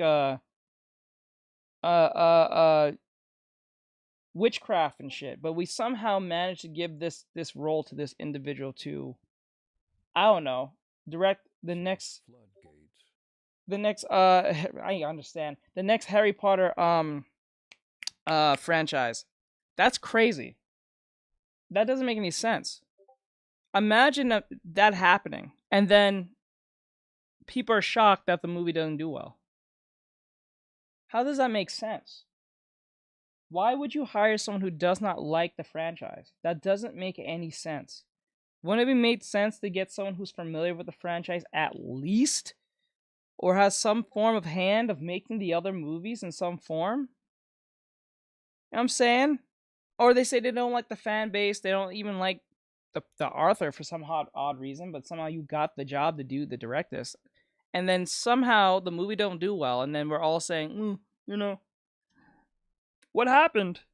I don't know. The person had a whole paper trail saying they don't like the show, the IP. What? Are we just pretending to play stupid, or this is a game to everyone? Years. That's why they're announcing this now. We know we screwed up and failed, but look at what's coming. So we're going to get 2 bad movies, 2 bad TV shows, and maybe a good Fantastic Four film. What Chris is referring to is the upcoming slate, which allegedly is the last of this so-called activism era for Disney Marvel. That includes Captain America Brave New World, Thunderbolts, Agatha All Along, and apparently, this one breaks my heart, but it might be Daredevil Born Again that ends up being bad and woke as well too. Although according to rumors, they're going to be filming a 2nd season of Born Again soon, but does that mean the next season won't be awful? But then if the first season is, will anyone even want a 2nd season? Seems like a missed opportunity and a mess for no other reason than they did it on purpose. A lot of this sounds really ambitious, even for Marvel, but if we need to sit through 4 projects before we get back to the real MCU again, it sucks, obviously, but there is light at the end of the tunnel here. Although Daredevil apparently being bad sucks, man. I love the original Netflix series so much. There's also rumors going around stating that every movie released from Marvel between Avengers Doomsday and Secret Wars will also have their movies taking place on Battleworld as well. In case you don't know, Battleworld is a planet created out of the pieces of other worlds across the multiverse. and it's used by the Beyonders and then Doctor Strange in the 2015 version as an arena pretty much for the multiverse's mightiest heroes and villains to face off against each other. So what's very likely to happen is those slob movies come out. Also, Fantastic Four is allegedly going to be the first release that is post-woke era for Disney Marvel, but I'll believe that when I see it. But anyways, I guess Avengers Doomsday happens, Doom blows up the multiverse, and the movie will end with Battleworld being formed and the Avengers and everybody else losing. Then according to these rumors, movies like Spider-Man 4 with Tom Holland will take place on Battleworld, which means you're very likely going to see Tom Holland team up with Tobey and Andrew again as Spider-Man, which is another rumor a while back that Sony really... Now, this is the part I don't understand. If Battleworld ends up being a thing, the Secret Wars or Battleworld, what the fuck, will they bring Miles Morales into the forefront from the animated Spider-Verse? That's what I'm wondering, because that would be great, I guess, because it would revamp everything and everyone's to have a clean, fresh start from that point when they do the whole reboot of the Marvel Cinematic Universe, like a whole new reboot with not only the live action movie versions, but we also have like animated characters who we know, like Venom BYE. And Venom, Best like viewers on. Yeah, like Venom, the whole Marvel Cinematic Universe, and Miles Morales and the Spider-Verse thing. That would be great for all of them to be rebooted all at once, because it'll be great for Miles to be brought into the MCU in that sense, right? And then I guess that will be like the ultimate universe now from that point. After the whole Secret Wars thing, that'll be the ultimate universe. If they decide to bring Miles Morales into the forefront on that. And I'm pretty sure they'll go try and replace Tom Holland with Miles, but let's see. Really wants those three together again in a movie. The reason being, you know the reason, it's money. Come on, it's always money. They know if you see the three of them, you're opening your wallet to see the film, and they want it to be a success, so it makes sense. All I hope for is that in Battleworld that Tom Holland's Spider-Man gets the symbiote finally on him, because technically in the original Secret Wars run, that's where Peter first gets the black suit. And I mean, this would be a great idea since Venom apparently doesn't exist in the MCU, obviously due to licensing agreements with Sony and their Venom movies. But we know already that Tom Hardy's Eddie Brock visited the MCU briefly, so naturally, if Battleworld were to happen, then Tom Holland's Spidey could finally get the black suit. Then maybe post-Secret Wars, Disney does a Spider-Man 5 with Tom Holland battling the symbiote, and I would wager that Miles Morales will be introduced as well in Battleworld 2, since that's how Miles enters the 616 universe originally, which is through the 2015 Secret Wars Limited series. Basically, this will all crescendo to where everything we've wanted to happen with the MCU all happening within the span of 2 years, basically. Because Doomsday and Secret Wars are May 2026 and 2027 respectively. Now what I hope, and I know it's a big hope, but I hope if the rumor is true that Marvel and Disney are rejecting wokeness when it comes to their MCU stuff, that this also has a trickle-down effect on other Marvel Disney licensed products too. Which of course, I mean this should trickle down not just to Marvel, it should always trickle down to Lucasfilms. Get that fucking woman out of the director chair from the Alkalite, and the last one from that other movie. What was that one? The Ahsoka movie. Don't ever have women like that ever write shit for Marvel ever again. Get some women who actually likes the franchises. Like, actually if you're gonna get some women to write it, get someone who actually enjoys writing Star Wars shit. Not fan fiction insane shit that makes no sense. Video games, shows, and even maybe the comics, but I'm probably being overly optimistic here. The comics are still likely cooked. We also know that Star Wars is apparently on an island of its own, and that I'm not gonna lie to you, the Acolyte is much worse than out of Ahsoka. Out of the two, Acolyte's much worse, because like it doesn't make any bit of sense. And then like at the far end of that whole situation, I don't know how the main character, or one of the main characters, end up teaming up with the individual who massacred her friends and was perfectly okay with it. That's wild. And none of these changes will be coming to it. So if you're a Star Wars fan, sorry fellas, but that franchise is still screwed for the foreseeable future, and that was the bad news of the video. But back to Marvel, I would love for Insomniac's Spider-Man, for example, to adhere to a non-woke ideology, because Spider-Man 2018 was just that, and it was amazing. Then Spider-Man 2 and Those fake ads really drive you mad, huh? The game looks so fun in the ads. 2023, however, was disappointing story-wise, and it didn't treat Peter Parker like the hero he was. But instead, they nerfed him on purpose to make way for other people, which was stupid. It's no surprise, I mean, Sweet Baby was a part of that game. But it worries me too, since Sweet Baby is also attached to the upcoming Wolverine game, and I've waited so goddamn long for a Wolverine game, and to have it be nerfed and ruined because some activists want to play God with Logan's soul, it just makes me furious. By the way... Okay, that's a funny way to put it. Activists want to play God with... Activists want to play God with Logan's soul. I will be playing Insomniac's Wolverine and Spider-Man 3 when they come out, because I have to experience those games and I want to give my honest thoughts on them. If my one purchase can save thousands from heartbreak, it's a duty that I'm willing to take. I'll likely do the same with Star Wars Outlaws 2, I'll suffer through it so you don't have to.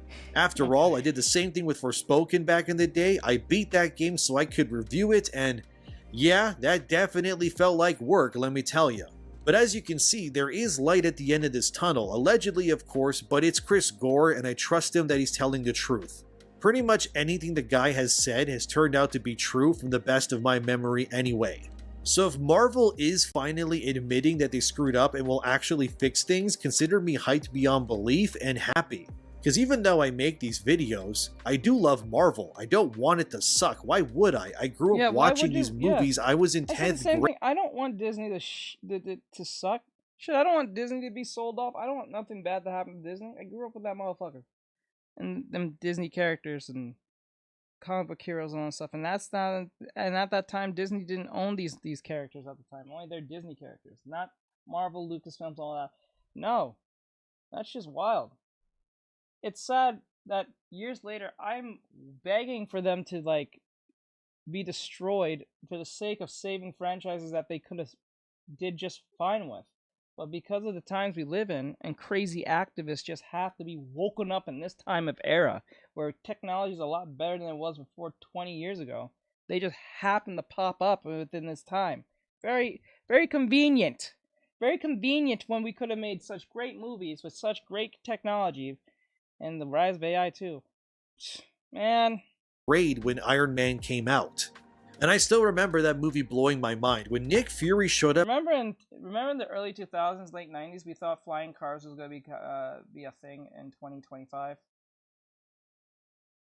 Man, we overhyped ourselves on that one. At the end, I was screaming autistically in the theater. Even when they name-dropped S.H.I.E.L.D., I was screaming S.H.I.E.L.D. as loud as I could. I just couldn't believe what I was seeing. So look, I want these movies to be great. I want the games to be amazing. I gain nothing but sadness from these things sucking, and I wish and hope that Disney course corrects.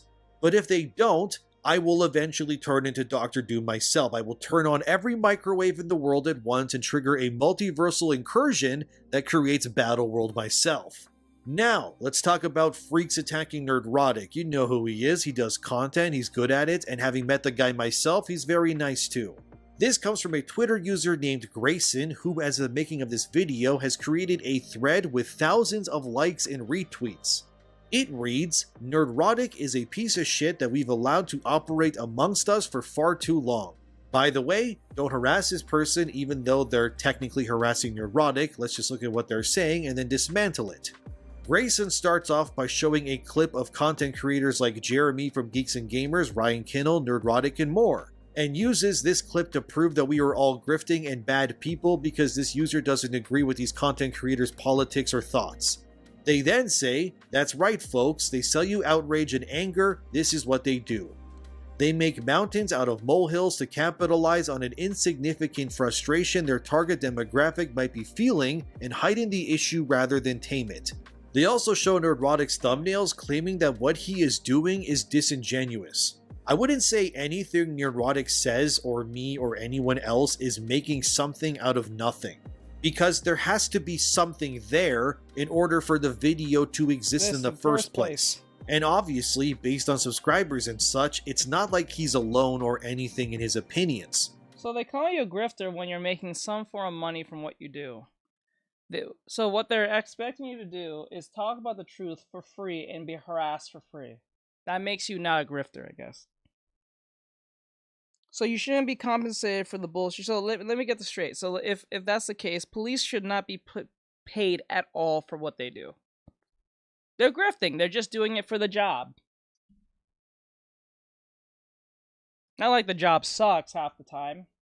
Not like people constantly disrespect you on a constant, and people probably want to hurt you too, just even wearing the uniform in general. No, that's grifting in their heads. So when you're putting an astute observation on something, as soon as you make that observation, I say it wrong. That outlook on what it is and calling it for what it is, you're grifting because you're making some form of money. So you should just do it for free.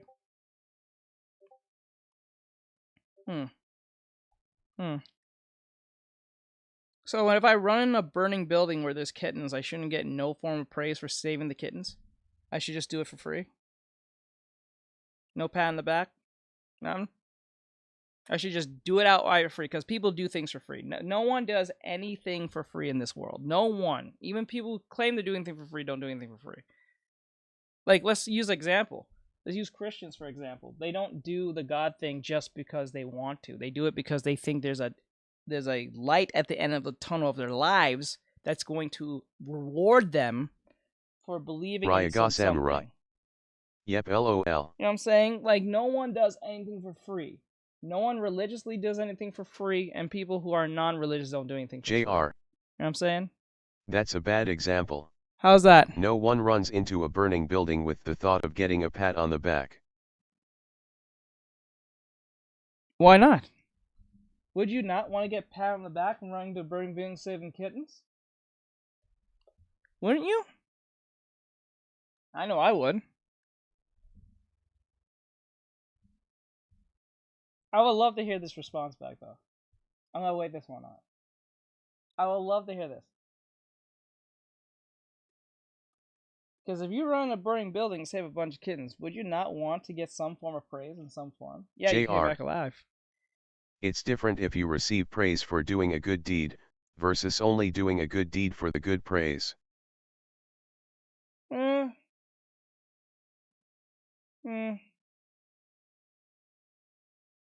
I guess I'm a grifter then. I guess that's what that is then. But like I said, no one does anything for free in the sense. So even that self-fulfillment of doing it for the okay, so even if you sometimes it's not about money but about being proud. So let's put it this way. So like even if you were to jump into a burning building and save kittens. Firefighters don't rush into a building because they want brownie points. No, they get paid. Restream.io. Trophy, congratulations. No, they get paid to do it. You've received 100 messages today with Restream chat. They may have a sense of justice of wanting to save people. That might be a self-fulfillment. That's still a form of reward for themselves. So even if they're not getting a praise outwardly or externally from someone else, they're getting praise from within themselves. That's still a form of currency for them. The majority of firefighters are volunteer. Yeah, so they're doing it for themselves for self-fulfillment. So that could be still a reward in itself. So no one does anything for free, even if it's not external. It could be internal. Internal can still be a reward in itself. Can't speak today.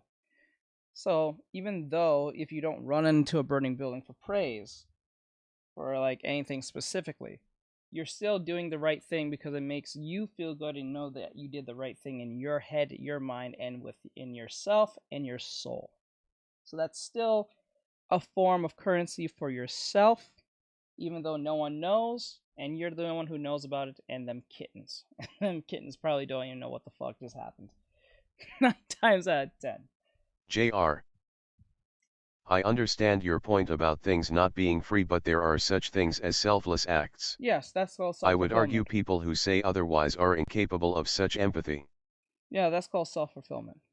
That's why I also used the example of the Christian thing. So like, even if you're religious, you're not doing it because you are just wanting to praise this thing that you are told to believe in. You have a sense of fulfillment because if you do it, maybe down the line you feel like when your life comes to an end, you'll be rewarded for the glory of whatever that religion or that particular entity will give you at the end of that tunnel. If you don't do anything wrong, if you know your heart of hearts, and also if you believe there's a hell or a heaven, there's that. So Grayson then brings up, no, this won't be news to you. I realize that Nerdrotic has an obsession with the concept that anyone who isn't straight, white or male, might make an appearance or, God forbid, lead a solo project. Ah yes, the tired concept of we hate everything that isn't made by white people or stars them rhetoric. Never mind the fact that the clips you just shared JR. explicitly show Nerdrotic wearing That might be true for some, but I disagree on the foundation because it implies that you cannot be selfless if you seek validation or fulfillment out of it. well, it's only considered that way when you're it's only considered that way was only if it seemed to be positive. Because there's people who take some form of self-fulfillment by hurting others, but that's just a hurt individual hurting others because they're lacking in something that's going on in life that someone didn't step in to help them in, or whatever the case may be.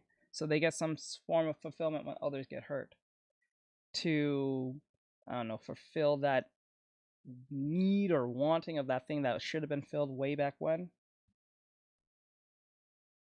So it might be a positive thing to have self-fulfillment for yourself or for others. That might be your currency in life. And that might be good enough for you, and that's it.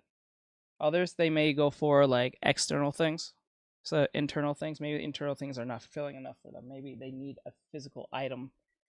Not good enough. That will never be good enough, but you know, we're human. So some people believe that monies and riches will bring them happiness. JR. In my case, I stepped in to stop a guy from beating a woman, and I did not at all do it because of some sort of validation. Yeah, you did. I did it because it was a split-second choice and it felt right. Yeah, that's self-fulfillment in itself. That felt right for you. Other people, they'll say no, because either they'll expect the girl to give them some form of praise. They'll probably try and ask the girl out. Some people want a medal for just the fact of saving a woman. You know what I'm saying? That exists. And there's some people who will step in at a split's notice and do the right thing. That's just some people do that. And that self-fulfillment in that sense of telling yourself that is good enough. I'd be happy to discuss it with you over Discord sometime, but I completely disagree that's self-fulfillment. Okay. It's entirely not. Alright. We'll talk about that in Discord. Rip-A-Verse shirt, which is literally a comic book company founded by and operated by a black guy named Eric July. Yes, Nerdrotic is definitely racist when he promotes people of color like Eric. Very cool, Grayson, not at all biased or uninformed of you, but it keeps going. Then they say, but of course he has praise for the MCU, but only when it involves movies where the main protagonist is white, male, and straight. Marvel has only experienced one failure in its entire history, as lackluster as some of the box office was in Phase 4 with 2 movies crossing 1 billion. First off, you're wrong. Marvel has had quite a few flops, as I've already covered in this video. Yet you're pushing the idea that it was only one flop. I assume you mean Eternals, but no, there's been much more. Not to mention there's shows that are failing to impress outside of maybe WandaVision or Loki, so you're wrong in pushing a narrative that suits you, but okay. Grayson also brings up Nerdrotic saying a joke that he considers offensive, but again, it's a joke. Get over it. People can make edgy jokes. It doesn't mean that they're bad people. hey, You're just Happy trying to Channel. police people's thoughts and voices doing line because art. you don't like it. It also just makes you sound more like a bully than anyone you attack yourself. Then they say, you're just a little boy with a camera and a microphone. Take that away and what are you? Racist, homophobic, transphobic, misogynistic. Really? You're using the Captain America line from Avengers and trying to sound like you're so in with the culture. My god, that's cringe. Again, labeling anyone you disagree with as misogynistic or transphobic or whatever else is considered a badge of honor at this point. You just use these labels because you don't actually disprove that what people like Nerdrotic are saying isn't true or not. So you conveniently backpedal to the only available word Molotov cocktails that you got, which is why you label people what you label them as. It's not really genuine, it's not right, and it's really just stupid too. Why not just combat Nerdrotic's ideas directly? Why not say why his videos are bad in your opinion, where in his takes can you dismantle what he actually says? Because never once during this entire thread do you actually disprove anything that Nerdrotic says about these properties or franchises to be false. You just call him a racist, which is your right to do, I guess, but it doesn't mean or do anything. Those words have lost all meaning in the year that is 2024, by the way. Who cares if someone calls you racist or transphobic these days? Those accusations get thrown around so much with no evidence. That no one takes that shit seriously. It's coming to a point where those terms don't mean anything anymore, and people are just gonna bring blast past it to that point. Like, who gives a fuck? No one's going to take those terms seriously. That we should. We used to take it seriously like years ago, like 5-6 years ago, or even a little more recently than that. But now, because that term is just a meme in itself, it's morphing more into a meme than it is a label. That it just doesn't mean anything anymore. Like, it just doesn't have the same potency as it used to. That it's meaningless. Then they share tweets like this one where Nerdrotic says something wrong about Shang-Chi 2 not happening, and I mean, come on man, that's funny, it is. Is it a little culturally insensitive? Who cares? I hate how younger people these days are so easily triggered by everything. Yeah. Look, I'm a millennial, I was born in 92, everything that Nerdrotic was saying is just how people I grew up with, we all talked like this. There's nothing wrong with it, and actually when people speak like this and say their thoughts regardless of culture or skin color, it actually makes those people seem far more genuine and human than otherwise. It's sort of like when a Hispanic person would rather you call them a slur than refer to them as Latinx. It's kind of like that. We know that you're not being real with us when you use corporatized language that has been okayed by some blue-haired freak who thinks that they hold all the power. Grayson is the kind of person who wouldn't survive a lobby of smack talk in Call of Duty back in the 2007 to 2012 era at all. They would be torn to shreds like wet paper and have to go to therapy because some kid in Nebraska said they slept with his mom and beats their dad for amusement. Fox named Andrea. All you're doing, Grayson, is proving that your little bubble is so fragile and weak that any criticism or pushback would cause you to curl up into a ball and start crying. And look, I don't hate you. I'm not bullying you or anything. I'm just telling you what I think, the same way you are with Nerdrotic. You're free to have your opinions about the guy. That's the beauty of free speech. All speech should be allowed, even the ones you disagree with. But clearly, you don't like it when people you don't vibe with get to say their piece. And that makes me believe that deep down, Grayson, that you are actually the bully here. It's also hilarious that you had enough time in your day to go and find specific clips from Nerdrotic's videos across the years. It's very obvious that Nerdrotic lives in your head rent-free with air conditioning on and heated floors at this point. I mean, you went out of your way to make a whole thread with example screenshots and clips that you screen recorded, probably with your phone, which means that you had to sit there listening to Nerdrotic say those things and then posted them. Honestly, Grayson, to me, it seems like you might be one of Nerdrotic's biggest fans at this point if you're willing to go to such lengths. It's like they say, there's a thin line between love and hate. I love that Iron Maiden song, by the way, what a banger. But I think that's what's happening here. Grayson, I think you're in love with Nerdrotic. If you want to express your feelings to him, just DM the guy. Tell him how you feel and how he lives in your brain at all times of the day. I don't know, man, it seems pretty lovey-dovey if Nerdrotic is sitting in your brain like this all the time. Nerdrotic is taking over Grayson like the symbiote and he can't fight back anymore. Grayson is kind of giving me Stan vibes from that one Eminem song or something. Listen, ultimately, you're allowed to think what you want, that's fine. But to say Can that someone must be explain to me what silenced he's or talking about deplatformed loudly because you crying disagree face? with them? We're talking about Marvel and what's going on with Marvel is apparently Chris Gore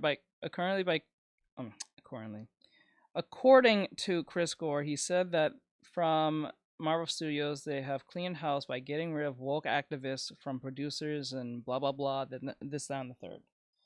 As this is happening, this is why we're getting the type of movies like Deadpool and Wolverine, and hopefully that'll be more of the continuous entertainment that will be happening from this point on into the reboot of Marvel. But he's also said that so far with Lucasfilms, they seem to be still lost in the woke mind virus, as they claim. But there might be hope, because if things go well for Marvel, if they go anti-woke and just keep it like a normal movie entertainment system to that point, it'll probably trickle down and will do the same thing to Lucasfilms. Because one thing with companies, if one does one thing and it does really well, others soon begin to follow, depending on who's doing it first. But like if Disney starts doing it and they start making crazy money, apparently the other studios will look and be like, I'm gonna do that too. You know what I'm saying? So whether they're competitors or they're under the same branch, they tend to do the same things 9 times out of 10. So if things go well, that's awesome. Now, what you just heard after you came in is that he was explaining that Nerdrotic, one of the critical slash reviewer slash connoisseur of like entertainment. Fox named Andrea. I genuinely hate the word woke. What does it even mean, loudly crying face? Technically, anything that is forced or that's an unnecessary understanding of Marxism that is placed in entertainment to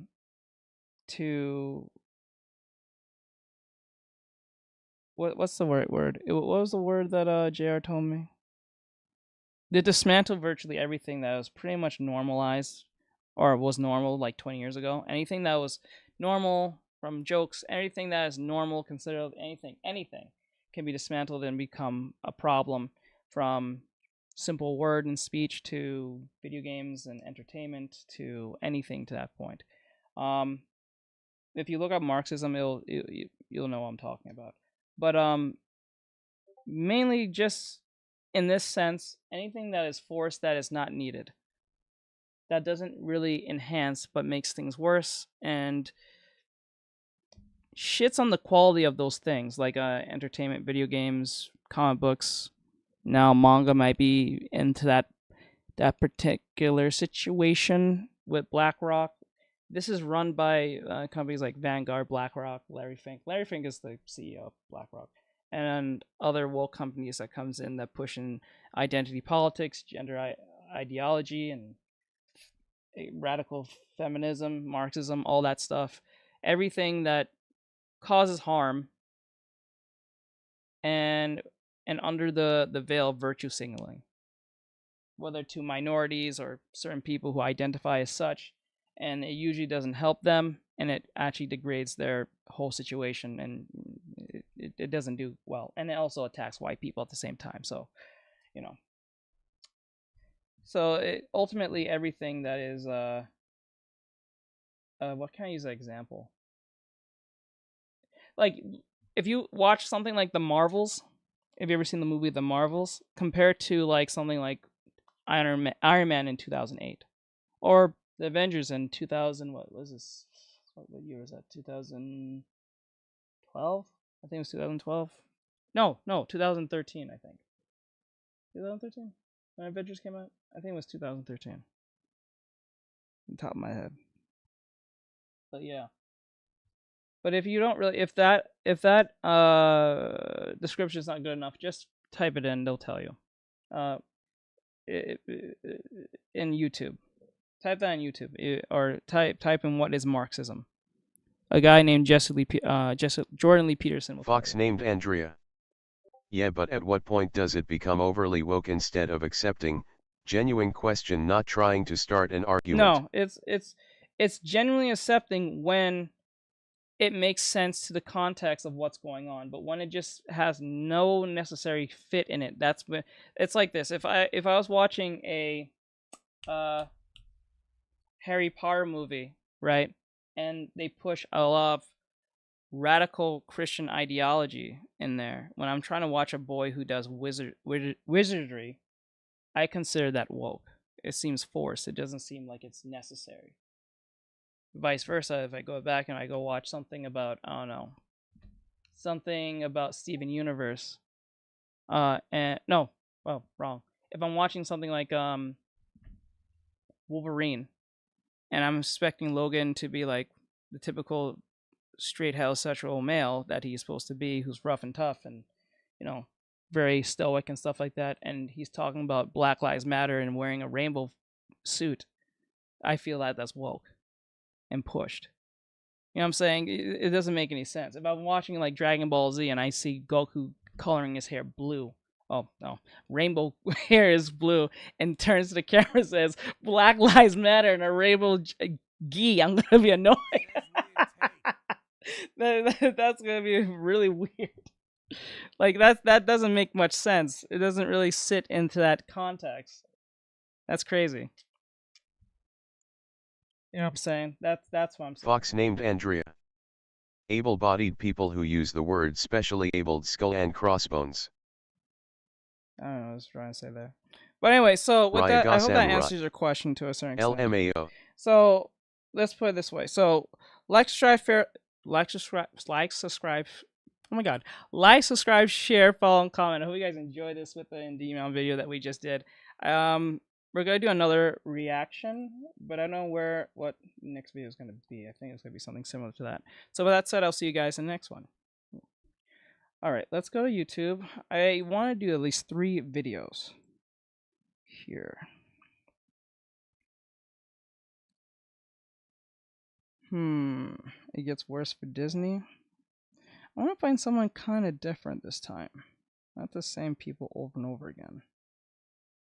It's time to find someone new.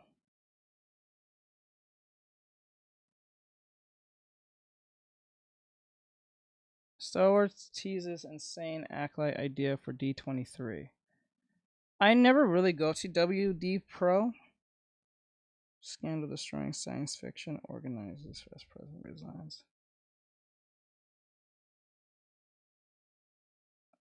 How long is that? That's 18. I'll go with that one. 18 minutes. Most of these people don't even write science fiction anymore. The science fiction writers... This is from John Del Eros. I think that's his name.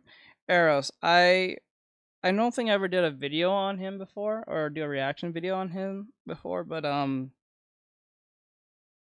I think I listened to like 1 or 2 videos before of him. 1 or 2. Don't know off the top of my head, but I remember watching at least 1 or 2 videos of him. So it says here, SFWA scandal destroying science fiction organization as president resides. Of America. Let's pull this back. The science fiction writers of America. They changed their name. I don't know when this happened, but now they're the Science Fiction and Fantasy Writers Association. They dropped of America, and they wanted to make sure fantasy's in there because most of these people don't even write science fiction anymore. But SFWA used to be founded to actually help professional science fiction writers kind of band together, do something to where the industry could get better, help with contracts, things like that. It was a professional organization for professional people. And over the last 10 years, it's really just destroyed itself. It's made itself into an irrelevant nightmare of woke identity politics with a bunch of ladies who don't even write science fiction in charge, and then trying to gatekeep out people who do actually write science fiction, and trying to prop up people who are not even professionals. That's really what it came down to. And over 10 years of that, the whole society loses its meaning. It becomes an online social club, like on Discord or Slack or whatever, and that's really all it is. And nobody really helps anybody, and nothing really gets helped at all from SFWA anymore. Well, now it looks like there's some scandals developing within the club that really threaten to absolutely destroy it once and for all, which I'm laughing about because, these people were totally awful to me, have never apologized for the way they treated me, maligned me, libeled me, and it is something really, really funny watching how my success as an author continues to grow while these people continue to circle the drain. We'll get into what's happening in just a moment. My name's John Delarose, everybody. If you're new to the channel, I am a #1 best-selling science fiction author, award-winning comic creator, and I have a wonderful science fiction comic on Kickstarter right now. Ooh. This is The Hidden Emperor, and it's a story about the Emperor who's been replaced by a clone, and the clone is making bad decisions on behalf of the Terran Imperium. Agent Ayla Rin has to figure out what's going on and, of course, save everybody. And so this is a wonderful, wonderful classic science fiction tale. If you like the stuff from back in the day before everything got ruined with Sifwa, you're absolutely going to enjoy this. This is the type of thing that that should be winning their awards for the Nebula Awards, but they never will because it's all about clout and about their little petty politics over there, and not about great storytelling anymore. So we are, of course, bringing it back. Go grab the complete Ayla Rin stories collection on here because there's a lot. There's not a lot. It's 2 graphic novels, 2 full prose novels for you to catch up on this. And thanks for supporting the channel and supporting our efforts in independent culture here. We can't do it without you. And 22,000 already. Amazing. Appreciate that. That link's in the description below. Make sure to hit the like and subscribe button. Join our community here, my friends, because we got a way better community than what's going on over in the fake professional realm. So I did a little history on my Fandom Pulse Substack where I went into this really long article because I have a lot to say about Sifwa. Now, they have been just going downhill for a long, long time. And ever since they allowed fantasy writers in to basically allow romance writers in is really what it came down to. It stopped being about science fiction back then. And it's just gotten worse and worse and worse and worse. In 2017, 2018, I actually got the ability to qualify for Sifwa at the time, which they've since lowered the requirements. You used to you have to sell $5,000 of one book or product or whatnot in order to get a full membership, because that's kind of a professional level of what you'd have to get for a pro advance or a pro something. You're not so much an amateur hobbyist at that point. And so I accomplished that in 2017, turned it in. I accomplished it multiple times over with multiple books, actually. Turned it in and tried to join. And I was getting hate from a bunch of people in the club here. A bunch of pronoun people who were like, "Oh my God, he's terrible. He voted for Trump online," and they conspired against me to try to get me kicked out of the World Science Fiction Convention. As this was going on, my application was still in with Sifwa. They spent months on it because they knew I was a much better author and much a more successful author than probably 90% of their base. But they knew it would piss off their base if they let me in. So they're in a we're going to upset people because we're going to recognize somebody for being professional. So we've got to find a way not to recognize them for being professional. Wow. And so they did a letter writing campaign to the World Science Fiction Convention. This was done on a forum called Codex. And that letter writing campaign resulted in Worldcon banning me, the World Science Fiction Convention, and then libeling me on their website as a racist bully. And I ended up suing the World Science Fiction Convention. Now, with that, it was a long, drawn-out fight. I won. They spent over $130,000 fighting me for it's so stupid. I always tell these people, it's like, just let me exist as a professional author. Like, it's not a big deal. I'm not bothering anybody, and you know that. No, you can't have a opposing opinion, because if you do that, my God.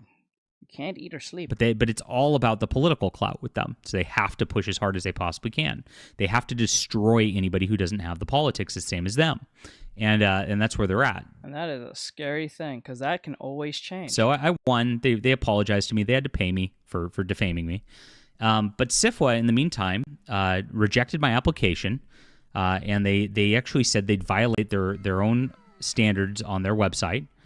Because they said this to me. They said, Sifwa Bylaws Section 61C1 gives discretion to the Membership Credentials Committee regardless of qualifications.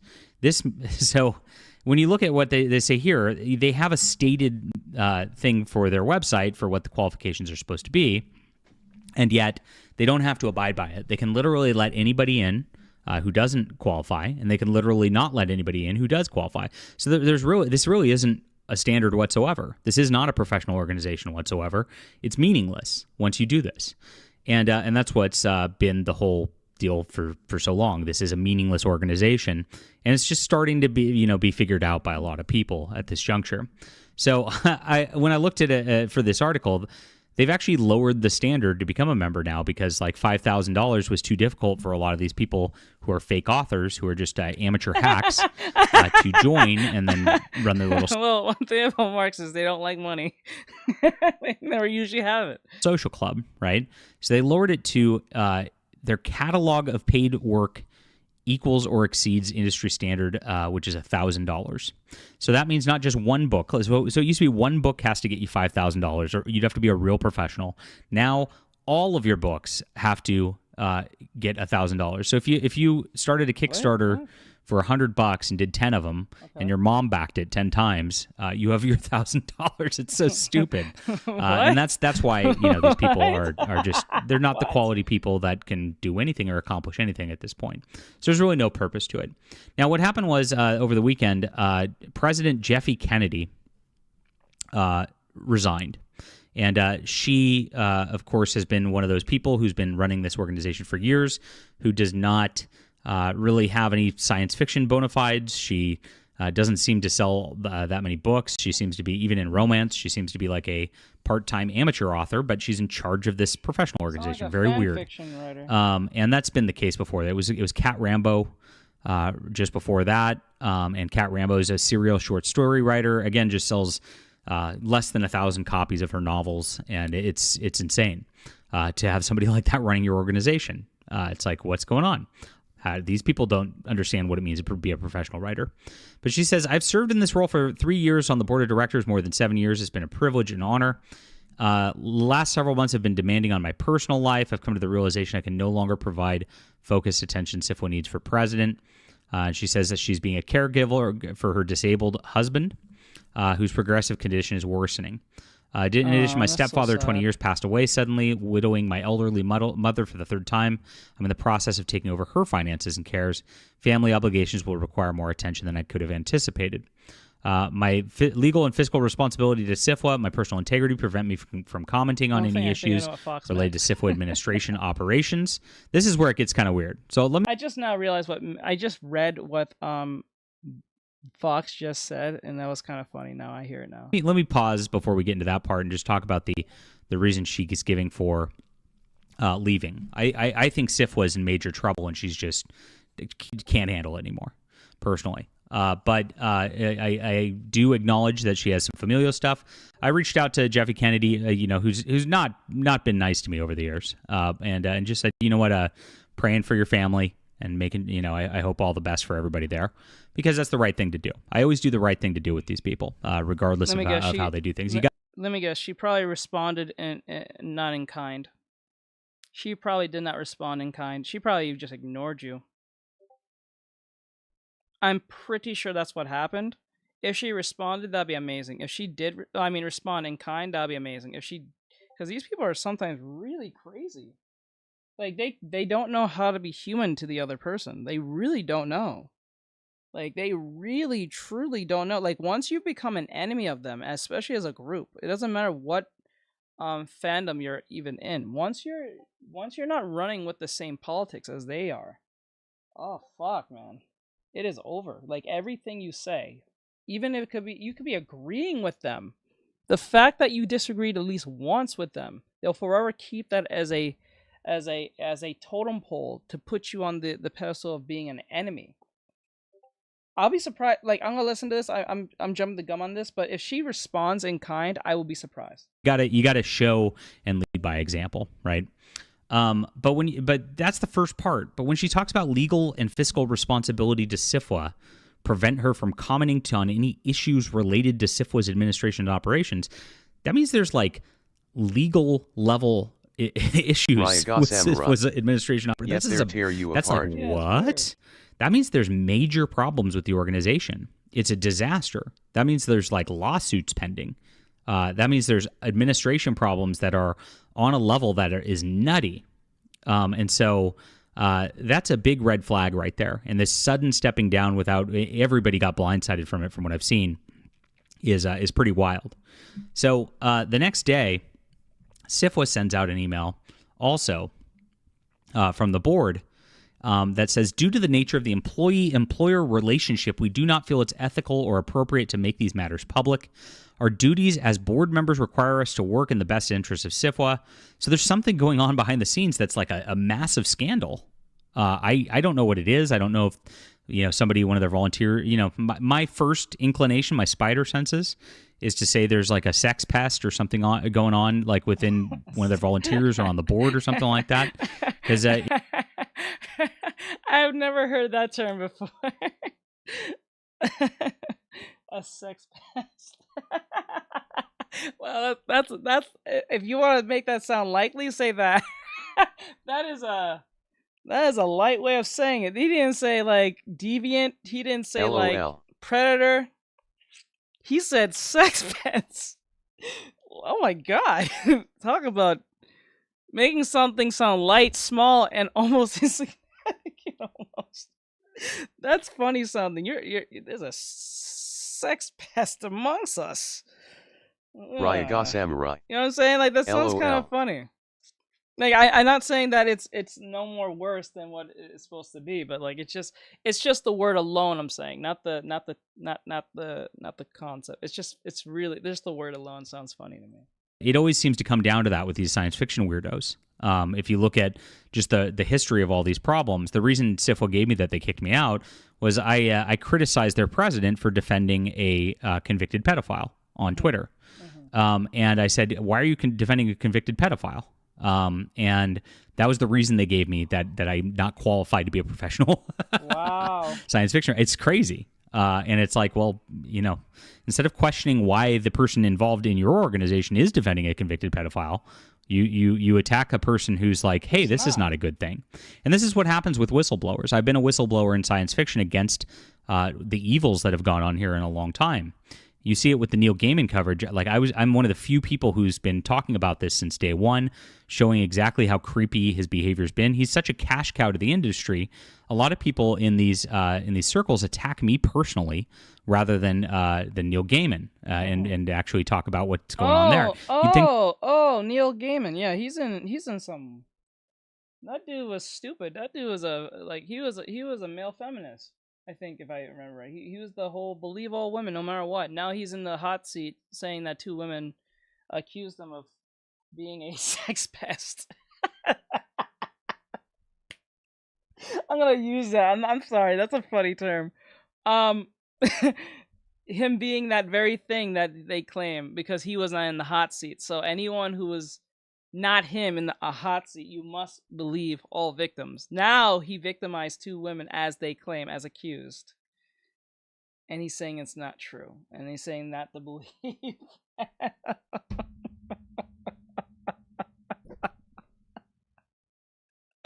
Like,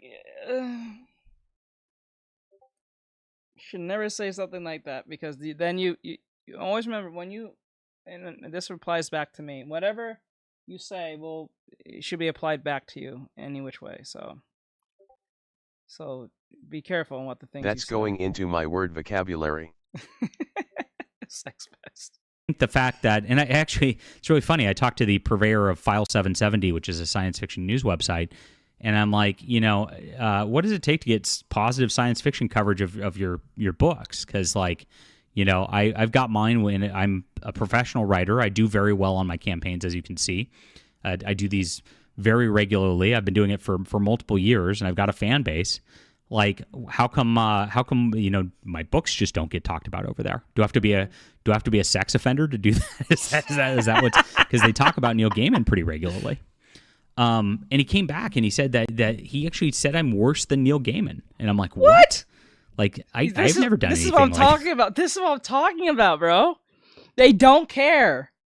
They just don't care. Like, it doesn't, like, as long as you have the right ideology, politics with them, you could be the very pest that he's talking about. And if you're at least somewhat in the same, friend group as these people. What LMAO? That's crazy. That's crazy. Oh my god. Oh my god. Bro, that right there, that is scary. That is scary. If you don't think that's scary, this is why it's always good to go indie. Well, I guess I don't know if he has to. I doubt he has to sign up with these people to like actually go indie at all. I'm pretty sure you can just do it by yourself at any moment, but I'm pretty sure he does this. He was part of that organization to make it easy for people to find his books, or a case may be. I get it, but like, this is why these organizations, you should never rely on them, because it just takes one person or a group of people not to like you, and they play favorites in these stupid games. And I'm not gonna say the word gatekeeping, but like, Jesus Christ. Remotely like the stuff he's done. And he said it was just because some people protested outside of Worldcon in 2018, protesting against pedophilia in the science fiction community. And I'm just like, wait, one, I wasn't even there, but because people did that and he wants to associate that with me, I'm opposed to pedophilia. He's therefore for pedophilia, and that makes Neil Gaiman good. I'm very confused by the whole situation. But this is how they all act. They act in these weird circular ways where they just hyperventilate and go insane rather than actually listen to what's going on, listen to professional science fiction writers, and actually try to do something good for science fiction and good for the community of readers. And that's kind of just my take of like where this is probably going. So crazy stuff. We don't know, obviously. Like we will ask your patience and trust as we do our best to fulfill our obligations. The Jeffy Kennedy stepped down, and so now Chelsea Mueller is going to be the president for time being. I looked up Chelsea Mueller. I will give Chelsea some credit. At least she has written some science fiction books. They've not sold very well from what I could tell, but they do exist better than before. And so. The board acknowledges there are several other issues, both ongoing and recent, that have been brought to our attention. Please know we are listening. We will address your concerns and suggestions as we move forward. This is crazy. At the center of many of these issues is the need for greater transparency. And so as you can see, like, and I showed you, the reason I mentioned my application to SIFWA almost 10 years ago is because there wasn't a transparent process. I met the requirements on their website, and they made up new requirements and said, by the way, our bylaws say that we can just not have any requirements. We can do whatever we want. That's the opposite of transparency. That's kind of lying to people for real. And it was really just like disgusting behavior on their part. And this is par for the course on just how they act, as you can see. And they need greater transparency, clearly. It says, we cannot comment on legal matters or confidential matters such as GriefCom and the Emergency Medical Fund. So again, this is like a red flag here, and I'm trying to like figure out what this is about. So legal matters, I know like there's been a rumor that SIFWA funded Patrick S. Tomlinson, this former science fiction writer who's just a nut job on the internet, to sue an online forum because they were mean to him. And supposedly that cost over $100,000 as well in legal fees, much like the Worldcon suit against. I wonder if SIFWA funded Worldcon against me too. Insane, right? Attacking a real science fiction author. It would be interesting for a science fiction author organization to do.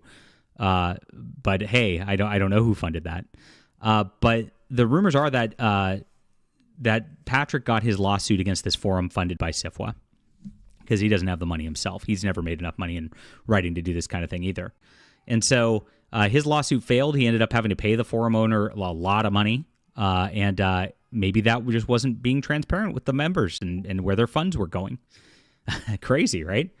GriefCom, that sounds weird. Like there's a grief there. Again, that lends back to possibly a sex pest. And then emergency medical fund being mentioned. Like, so is there embezzling going on with an emergency medical? I mean, is there this many problems with the organization? This is crazy. Crazy. And so this opens up a lot of questions I didn't even have before they made this statement. And of course, everybody's talking about it on Blue Sky, the fake social network. Here's Patrick S. Tomlinson. And this one woman said there's been a drop in volunteer staff through resignations, one question-raising termination. That's, again, this comes back to my spider senses on the sex pest thing. The fact that it's been largely obscure, unknown by the majority of members seems to also be part of this. Much happened on a not broadly accessible channel, specifically the Discord server, which possibly the board meetings themselves, while the minutes are archived, seem to have been going through a long period of being or under-advertised to the general body. So they've been hiding their board meetings of what's going on there, and they don't have enough volunteers to keep the organization running, is what I'm reading right now. So this is crazy. If someone was indeed terminated quietly because of bad behavior, could spell scandal for SIFWA and explain why Kennedy quickly resigned and took flight from the organization. Wild stuff. Well, I can tell you right now, I'm researching into all this because, this is a corrupt organization. It would not surprise me if there's embezzlement going on. It wouldn't surprise me if there's sex pest stuff going on. A lot of creeps involved here because they let anybody in. They didn't keep it to the professional level. And that is what happens when you take an organization, you change what it's supposed to be about and change what it's supposed to do, and you just let it go by the wayside. All right. Couldn't happen to a nicer organization. Sounds pretty woke to me. I've reached out to the new president, the Mueller lady, to see if she, will open up dialogue with real science fiction authors and actually try to right the ship. I'm not really expecting much as usual, but I always try because, I always make sure I am at the forefront of these cultural items for science fiction, comic books, and more. And hope you appreciate the news. Leave a comment down below with what you think about this, my friends. Please hit the like and subscribe button. Check out my new graphic novel, The Hidden Emperor, on Kickstarter. Support real science fiction, my friends. We are just getting started here, and this is a beautiful, beautiful book. I would love to get this up to 25,000, 30,000 because we have so much to add to this book on the stretch goals level that it's really exciting. Thanks so much again for your support. So that was the whole science fiction situation with John Dell. That was interesting. Kind of funny, not gonna lie. Not the situation, but the words he used. So with that said, like to smash your phone comment. If you guys enjoyed this, also give them a follow if you like. I also put their credentials in the description, and also their names in the title. So with that said, I'll see you guys in the next one. All right.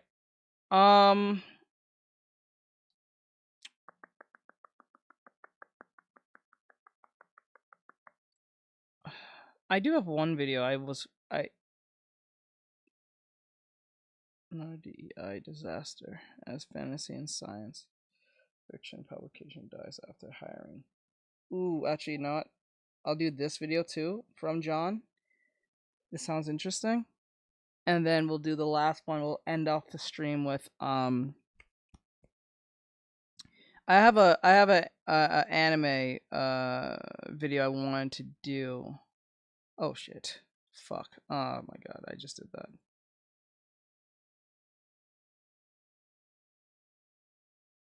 Fuck. Okay, real close tab. I have an anime one I wanted to do. It was kind of interesting. I thought it was pretty cool. I need to figure out how to draw much more realistically. That's something I really want to do. I think that will help with the whole skin problem. Let's go back to John real quick, because I thought that was an interesting thing he had.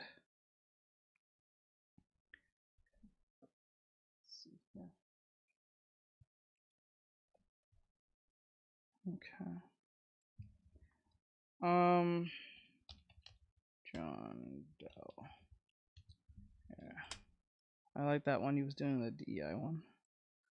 Is that one old? It might be old for one though. Yeah, no, it's relatively recent. Okay. I'm Matt Cartwright. I approve this myth. Old. It's old, but it's not that old. In internet time, that's old.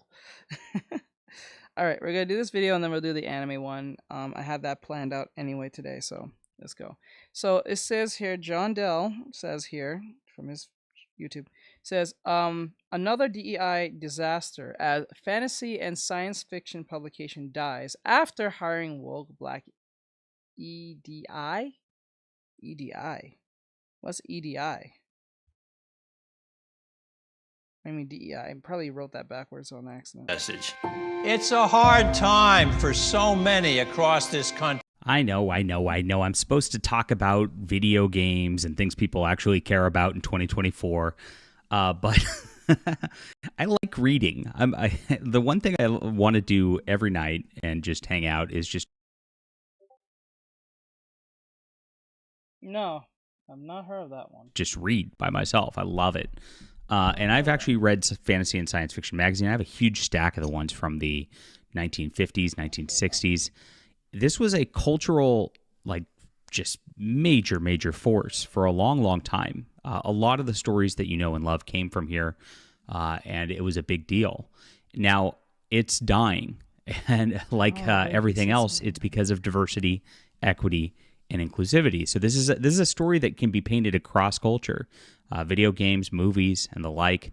But this is an important story, and I want to go over Fantasy and Science Fiction magazine for you guys because this is a really tragic loss.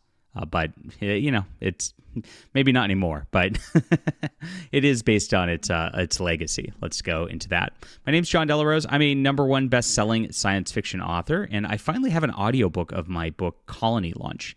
This is a standalone story. It's about humanity going out to the stars, striving for a better life. I did 4 very great perspective characters who are very different characters, and it was very much a exploratory study for me on the character level. I thought I did a great job on this. It's the closest thing I've got to like Heinlein type stuff from I'd say some of his colonization juveniles kind of match this quite a bit.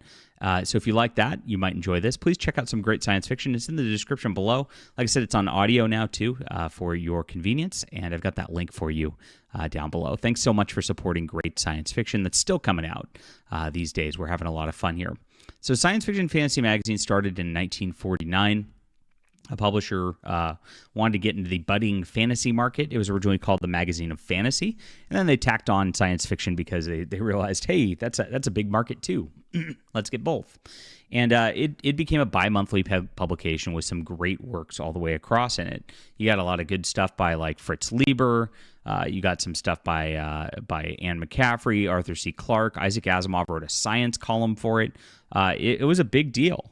Stephen King actually first dropped his Dark Tower as a serialized deal in this magazine as well. So you can see that it was a big thing culturally for a long time. Now, even into the 2010s, like I subscribed to it for a while. They had the editor C.C. Finlay, who's a very respectable guy, very fair, and they liked a lot of like headier science fiction and fantasy. I know we're more into like the swashbuckling stuff around these parts, but it was still very good. You could see the quality of writing in there during that time. Of course, I lost track of it like many others did, and in 2020, they decided to replace their editor, and I guess C.C. Finlay stepped away. He said he wanted to focus on his own writing. I don't know if he was removed or not, but then they went full diversity, and you never go full diversity. You never go and full so DEI. this is kind of what you never go full DEI, bro, or ESG, man. You never do that. That means you're going to be broke. To sync the magazine. Now, I'm going to show you a little bit of just who this is in Sheree Renee Thomas, who became their editor in 2020. This is in the height of Black Lives Matter, if you remember. And if you look at publishing across the board, they've attempted to just go into a Barnes & Noble. You can't look at stuff randomly online because, of course, there's a lot of people who actually sell books online. But if you go into a Barnes & Noble where the stuff really isn't selling anymore, especially YA sections, fantasy and science fiction, it's like almost 100% black or queer authors at this point. I am told that you cannot get a young adult book out. Yes, that's like young adult, meaning aimed at teenagers, without putting in LGBTQ or BIPOC content into the book. It's not, you can't even get published at this point. And that's just what's happening in the industry. That's why I don't bother with publishers. I just do my own thing because there's just no way. They're not looking for good stories anymore. They're looking for identities. And I was talking to one of Amazon's top reviewers, that you actually get little labels for top reviewer, who's a really good analyst of books and a avid reader. And he was telling me that like he was watching somebody's YouTube review of a book, and it was just like, yeah, This story's got LGBTQ romance in it. Yay! Squee! And he's like, they say this stuff like they don't tell you whether it's a good story, whether there's anything interesting in it. They just go off on like that checkbox is there, and it's like that's the problem. That's solely is the problem. It's not the pride thing. That's it. That's all that matters. It's not the story. It's not the characters. It's not their struggles. It's not their wins, their losses, their traumas. None of that. It's that primal whatever the fuck. For me, it's like I don't want to read it now because I don't even want to read about that. But it doesn't tell you anything about the story. If someone told me, oh look, it's a Wolverine story and it has romance in it, I'm like, I don't give a fuck about that. Like, bro, I want to see Wolverine cut up guys with his claws and be stoic and shit. I don't give a fuck about who he banging. That shit's stupid, man. I don't give a fuck. And this is exactly what these people do. They've been publishing hacks, subpar writers for years because they have a certain skin color or a certain sexual deviancy that they're into. Yep. And then they broadcast that, and then you're supposed to buy it or you're a bigot. And that's kind of how they do things. Well, naturally, that doesn't do well for sales as these things go on. So if you look at... like I said, if they identify as a Marxist, they're usually broke and don't have money. Or if they do have money, they don't have money long. Yeah. Sheree Renee Thomas here. Her biggest work she knows is called Dark Matter. And I mean, what a title. And she means, of course, in the pun way, dark matter because dark skin. A century of speculative fiction from African diaspora. Stunning and brave. Now, let me kind of just show you her Twitter feed. Is she an author? What's she do? She's got Africa Risen. Oh, that's going to be fun. 32 stories she edited of black people. Let's see. Gen Con. So she's out hobnobbing with the folk from the mainstream publishing industry. This is Kat Rambo, who ran SIFWA for a long, long time. Is not aging well. Again, just Bro, these people who just never. Bro, wait! I get what you're saying. Let's be nice. He's me. He's me.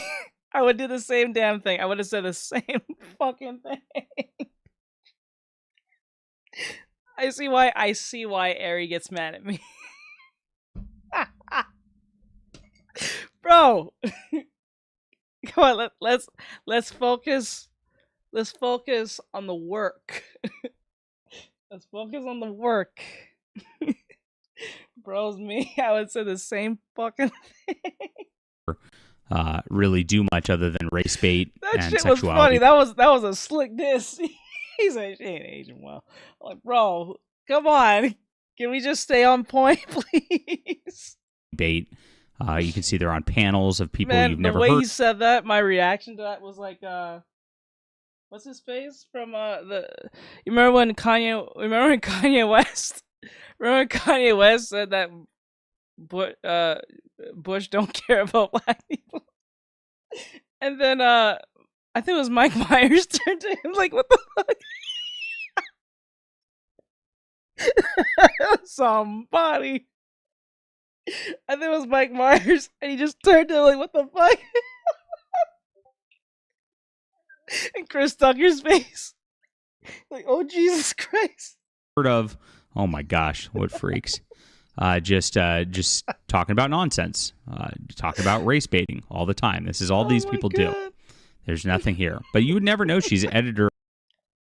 Bro, my face literally just went 0 to 60 and went, somebody once told me the world is going to roll me. Of this magazine. She's busy hanging out at a convention. She's busy having a conversation with herself.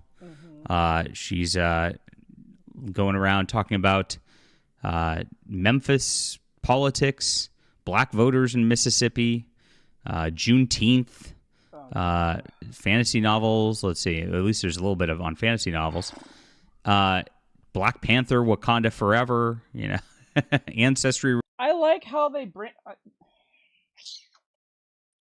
I like how they bring up Wakanda and like Black Panther as part of their like talking points, but that was made up by two white guys. Office Space, but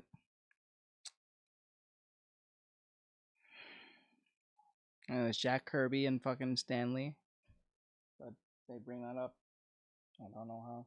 Records of enslaved people in Africa. We're going back to June. We're like 2-3 months. She's not said anything about Fantasy and Science Fiction Magazine. Well, that's pretty interesting because Fantasy and Science Fiction Magazine has not published anything since January.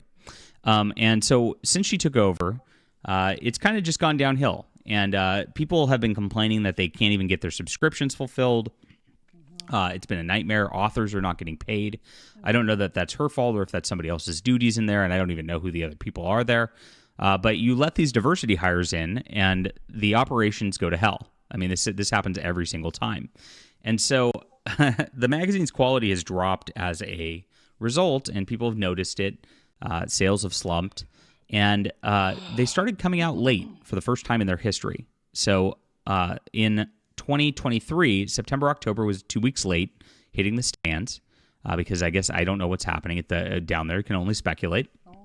And then for the November, December one, they didn't even come out with it till January, and they relabeled it Winter Issue. Now, this is the first time in this magazine's issue, Winter 2024, that they didn't have a bi-monthly sort of thing. It would have been November, December, because they just didn't come out with it till the later year, and they didn't come out with a November, December magazine. Now, after this came out, Winter 2024, this is August, as we're making this video, nothing's come out. And people have started to notice. People over on the liberal network Blue Sky are being... times like this, you gotta sit to yourself and say to yourself, you gotta give props, daps, and just... You have to give props and daps and respect to Eric July.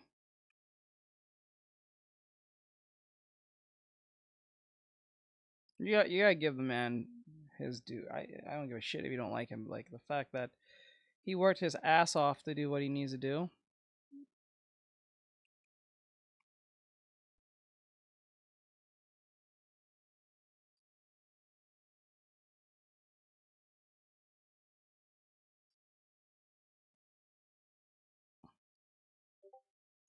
You can't. Yeah, yeah, you can. It's a question. I don't think it's a problem because I don't think it's a problem because it makes it easier for my mods to look at it and then have an idea what you're trying to, convey. I don't think that's a problem. It makes it easy for them to see it. So. Says okay. Just was double checking. Yeah, no problem. Like, hey, fantasy. But yeah, you gotta give respect to Eric July. He does his best. Science fiction's kind of just gone. They're not publishing anything. What's happening? Now, I scrolled through her Twitter. Nothing's there. She's said nothing about it. This is the editor of this magazine. I scrolled through Fantasy and Science Fiction's Twitter. They have not made a post since March. So it looks like this magazine just died on the vine after their diversity hire just wrecked things. And naturally, she's coming out with this, a new era of speculative fiction instead of doing Fantasy and Science Fiction magazine, her job there. Now, in April, she did retweet that somebody was going to publish their new short story. This is somebody called Phoenix Alexander, who's got rainbow flags and pronouns in the bio. There you go. Slickerkin, Slytherin? I don't know. Jeez. That sees androcratic human society pitted against a flock of patriarchal harpies on a mythical Greek island. Well, how exciting is that? So fighting the patriarchy doesn't pay, though. This book still, this has not come out and nothing's happened. So this magazine seems to have when I hear shit like this, that fucking, what do you call it? That meme of Ben Affleck and the cigarette.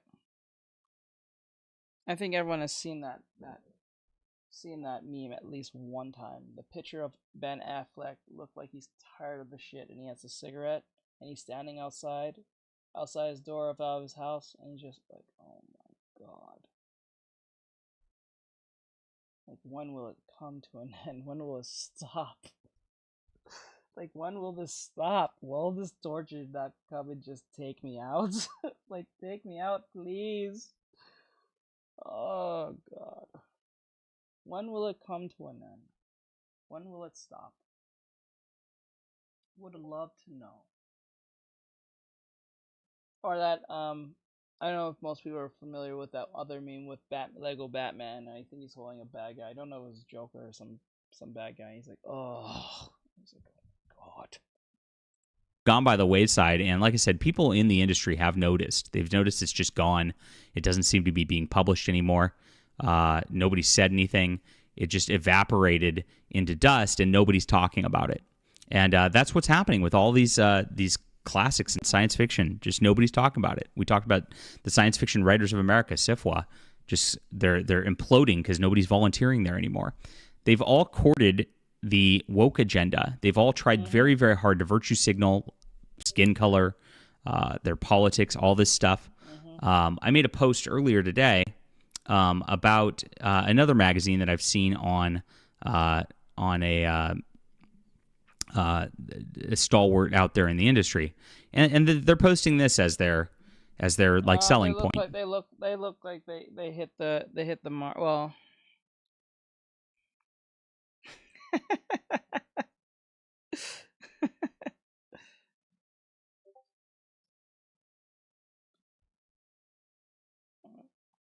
Okay, if you want to be able to send it, then don't send it as a DM.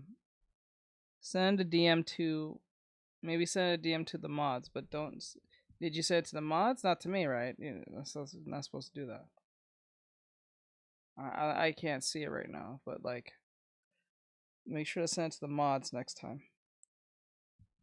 Says sorry. It's okay. So they've got pictures of their contributors, and you'll notice. Oh my fucking.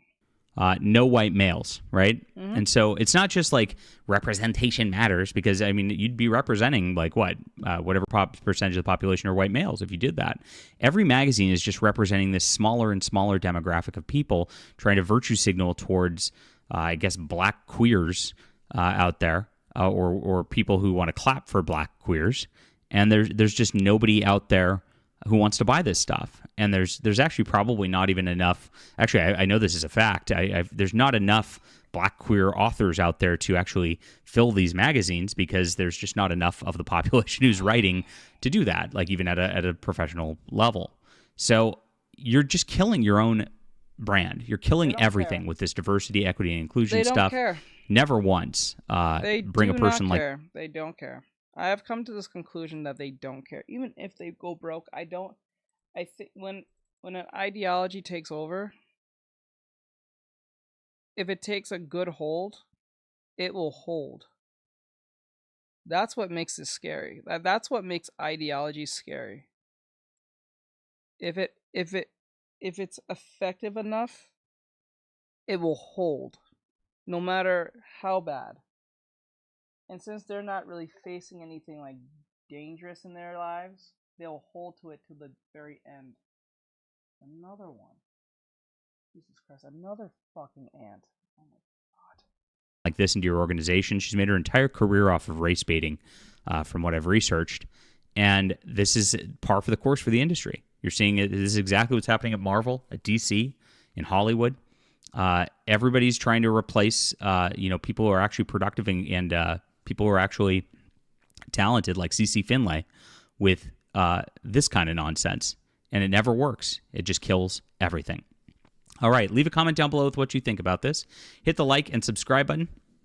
We'll see if we can get a response out of fantasy and science fiction, because sometimes these organizations start to respond because I notice them.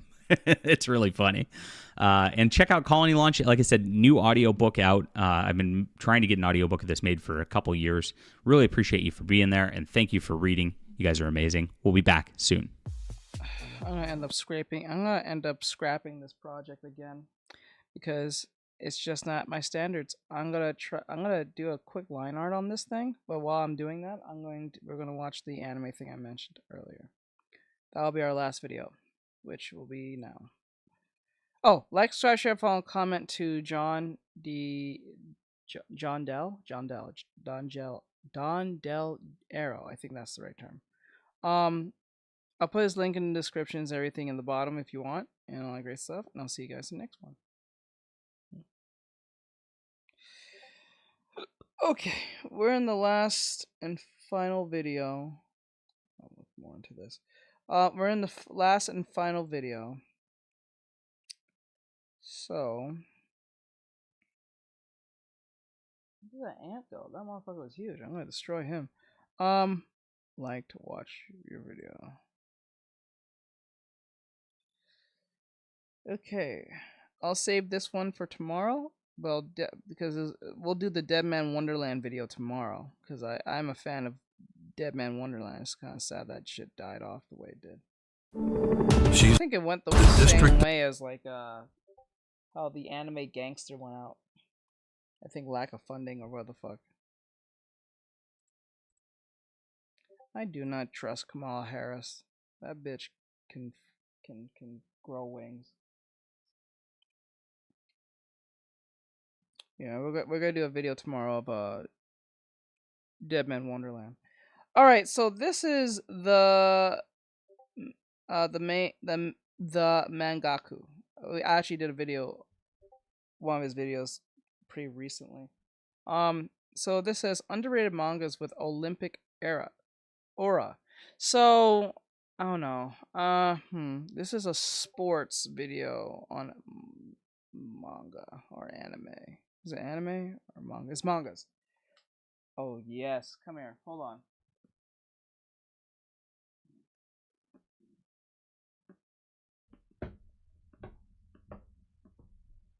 Where'd he go? Yo. Oh, you mother.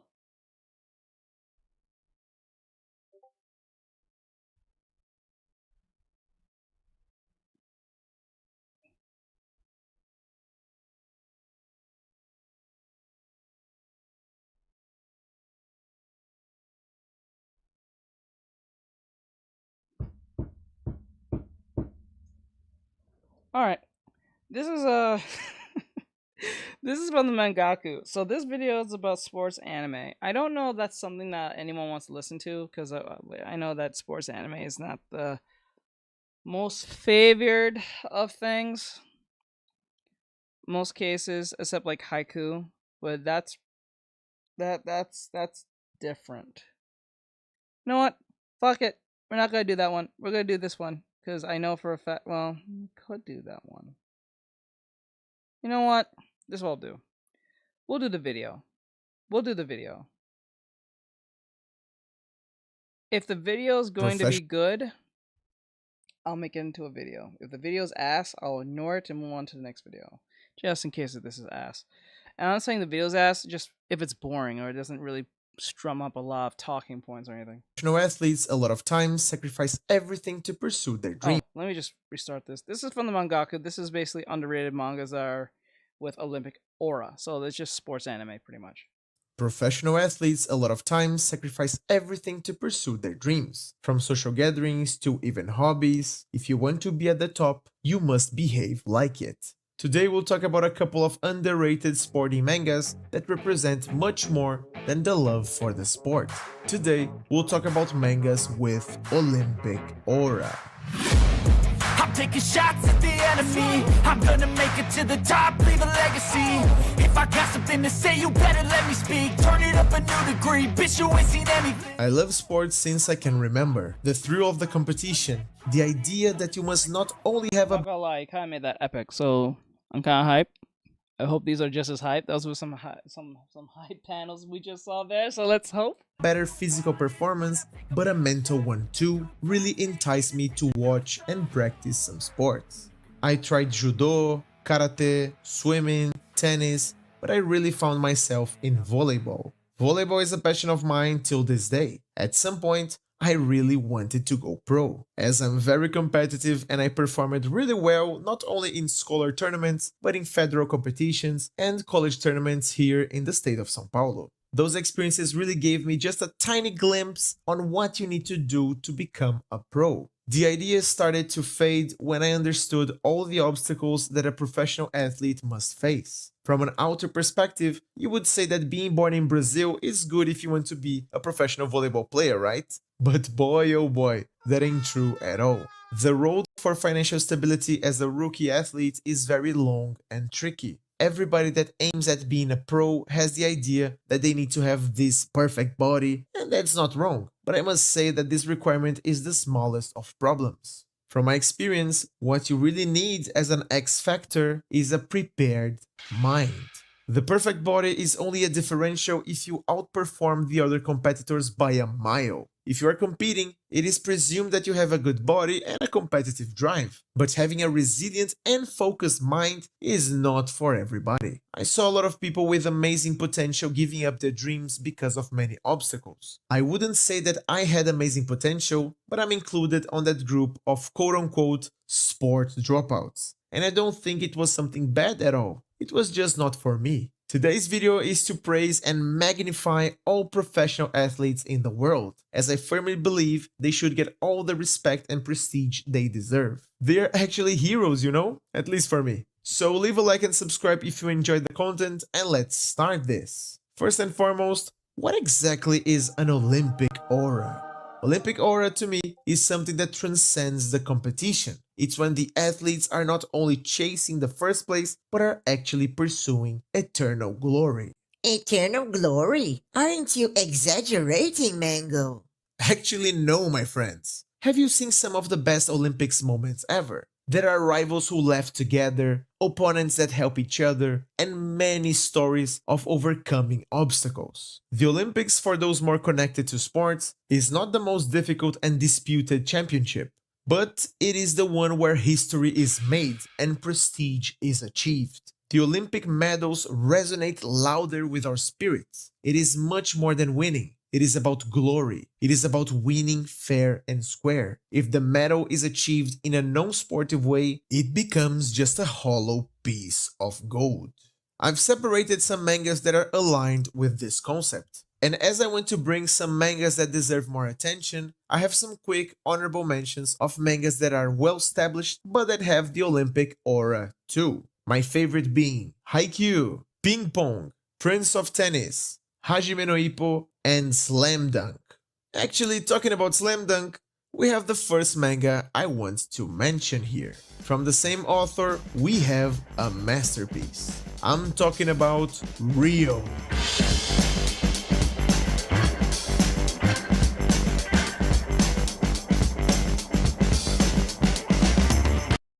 Your father knows about saving money.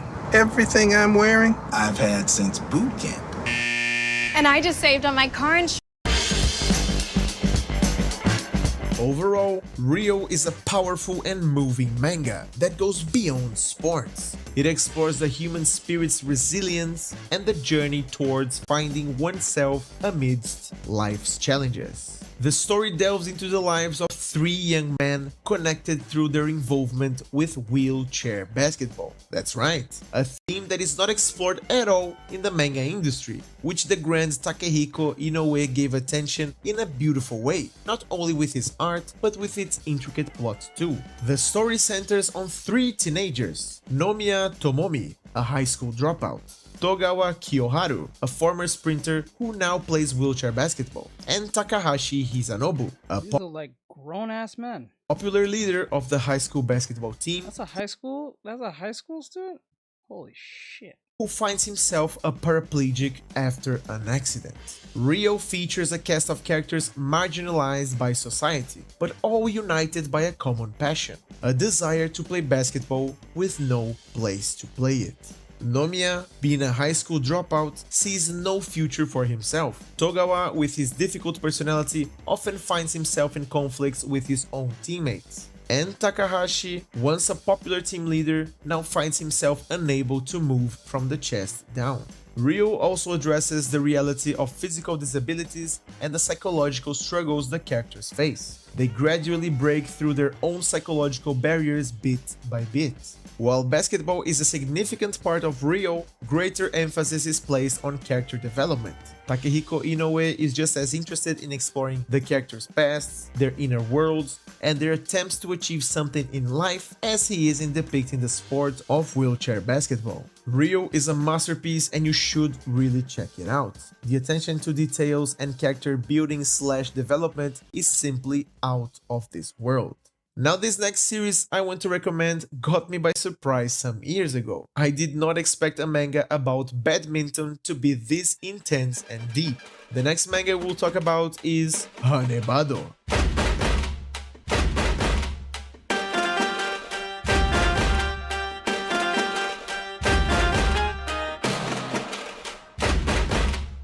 Hanebado is a sports manga series written and illustrated by Kosuke Hamada. The story revolves around the world of high school badminton, focusing on the intense competition, personal struggles, and the growth of its main characters. The narrative centers on two girls. First we have Ayano Hanesaki, a naturally talented badminton player who has distanced herself from the sport due to personal trauma and family issues. Her mother, a former badminton champion, left her to pursue her own career, leading Ayano to develop a complex relationship with the sport. And Nagisa Aragaki, a fiercely determined and hard-working player who has a deep passion for badminton. She struggles with the pressure of living up to her own expectations and the fear of being overshadowed by more naturally talented players like Ayano. The story begins with Nagisa's frustration over a recent loss in a tournament increases when she encounters Ayano, who effortlessly demonstrates superior skills. Despite Ayano's reluctance to play, she's eventually persuaded to join the school's badminton team by the persistent and supportive coach Kentaro Tachibana. As Ayano starts playing again, she gradually confronts her past and rediscovers her love for the sport. Meanwhile, Nagisa learns to balance her intense drive with teamwork and personal growth. The series portrays their evolving rivalry and friendship, highlighting their individual journeys and the challenges they face both on and off the court. Hanebado excels in depicting the psychological and emotional growth of its characters. Ayano's journey from reluctance to rediscovering her passion and Nagisa's struggle with her self-worth and determination are central to the narrative. The series delves into deeper themes such as parental expectations, the burden of talent, and the search for self-identity. The characters' personal struggles are intertwined with their athletic endeavors, making the story emotionally rich. Don't sleep on this manga, guys. You will definitely get surprised by Hanebado. The next manga of our short but sweet list is about a sport that is overcited too. A sport about resilience, about endurance, and above all, about speed. We'll talk about Kazega Tsuyoku Fuiteru, or Run with the Wind. Looks like it's from the people from Haiku.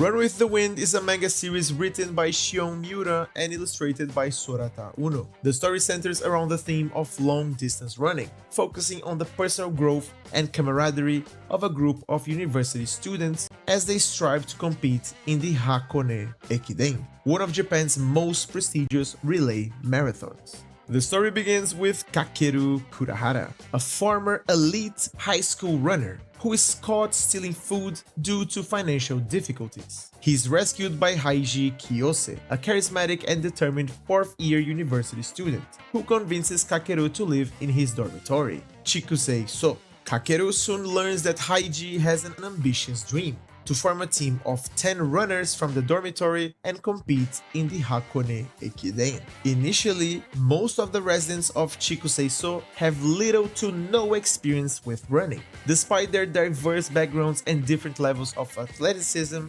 Haiji's relentless enthusiasm and leadership gradually inspire the group to take up running seriously. As they train together, each member faces personal challenges and grows both individually and as a team. Kakeru, who was initially skeptical and burdened by his past, finds a renewed sense of purpose and camaraderie through the team's efforts. The narrative follows their grueling training regimen, the development of their skills, and the deepening of their bonds. Overall, Run with the Wind is a heartwarming and motivational sports manga that beautifully blends the excitement of competitive running with rich character development and emotional storytelling. It emphasizes the importance of perseverance, teamwork, and mutual support.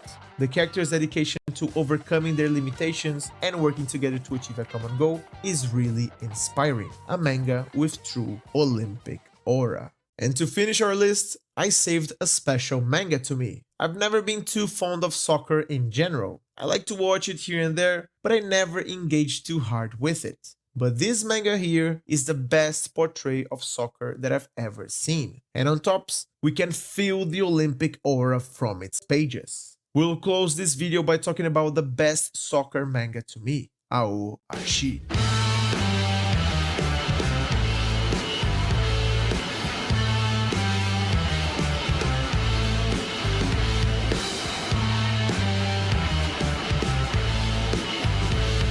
Aoashi is a sports manga series written and illustrated by Yugo Kobayashi. The narrative centers on Ashito Aoi, a third-year middle school student with exceptional talent in soccer. Ashito's aggressive and unorthodox playing style, coupled with his keen game sense, makes him stand out. But his lack of teamwork often lands him in trouble. During an important match, his actions lead to his team's loss and elimination from a tournament, shattering his dream. Well, it kind of sounds a little bit like, wouldn't that sound a little bit like somewhat the beginning of Blue Lock? Something like Blue Lock, when the main character passes the ball to the dude when he should have just shot it. Dreams of entering a high school with a strong soccer program. However, Ashito's life takes a turn when he encounters Tatsuya Fukuda, a coach for the prestigious youth team Tokyo City Experion FC. Recognizing Ashito's raw talent, Fukuda invites him to Tokyo for trials. Despite initial struggles and culture shock, Ashito's determination and unique vision on the field earn him a spot in the youth team. As Ashito joins Esperion FC, he faces numerous challenges, both on and off the field. He must adapt to a higher level of play, improve his teamwork, and develop his skills under the guidance of experienced coaches. Throughout his journey, Ashito forms strong bonds with his teammates, each with their own dreams and struggles. The manga provides an authentic depiction of soccer, emphasizing the importance of tactics, teamwork, and individual skill. The diverse and well-developed supporting cast enriches the narrative. Each character's unique strengths, weaknesses, and personal growth contribute to the overall story, providing multiple perspectives on the challenges and rewards of pursuing a career in soccer. Overall, Aoashi is a captivating sports manga that blends exciting soccer action with rich character development and emotional storytelling. It offers a realistic and inspiring portrayal of the journey to becoming a professional athlete, making it a standout series even if you don't like soccer very much, just like me. What about you? Do you like sports manga? And do you have any Olympic aura mangas to recommend? Write on the comment section, I would love to know. And that's it for today, guys. Thanks a lot for watching. Leave a like and subscribe if you enjoyed the video. Keep practicing. That's the whole Olympic aura manga video from the Mangaku. Now we got one more video because I did say we'll play another one just in case it was boring. It wasn't too boring. It wasn't too bad, but it wasn't as exciting as I thought it was going to be. So, let's see through the I want something with more psychological. That's let's see, something with more. What's the right word? Oomph.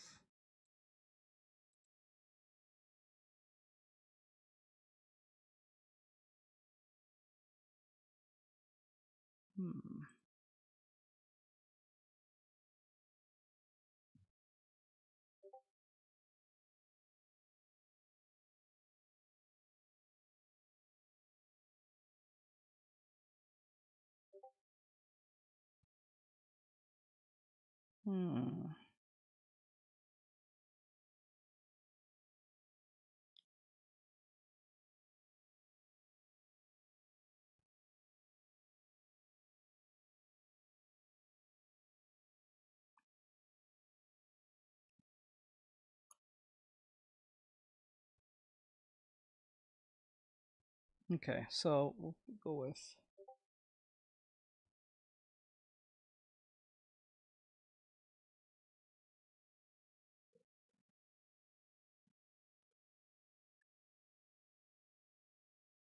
I guess we'll go with this one from Bahan. In the past year, 1,523 manga authors created new. So this is Bahan. It says the one-page manga masterpiece. I'm not really sure what that means, but we'll see. In the past year, 1,523 manga authors created new series that each released a chapter for the very first time. And out of all of these authors, they created this many stories to get to that point. But how does this happen?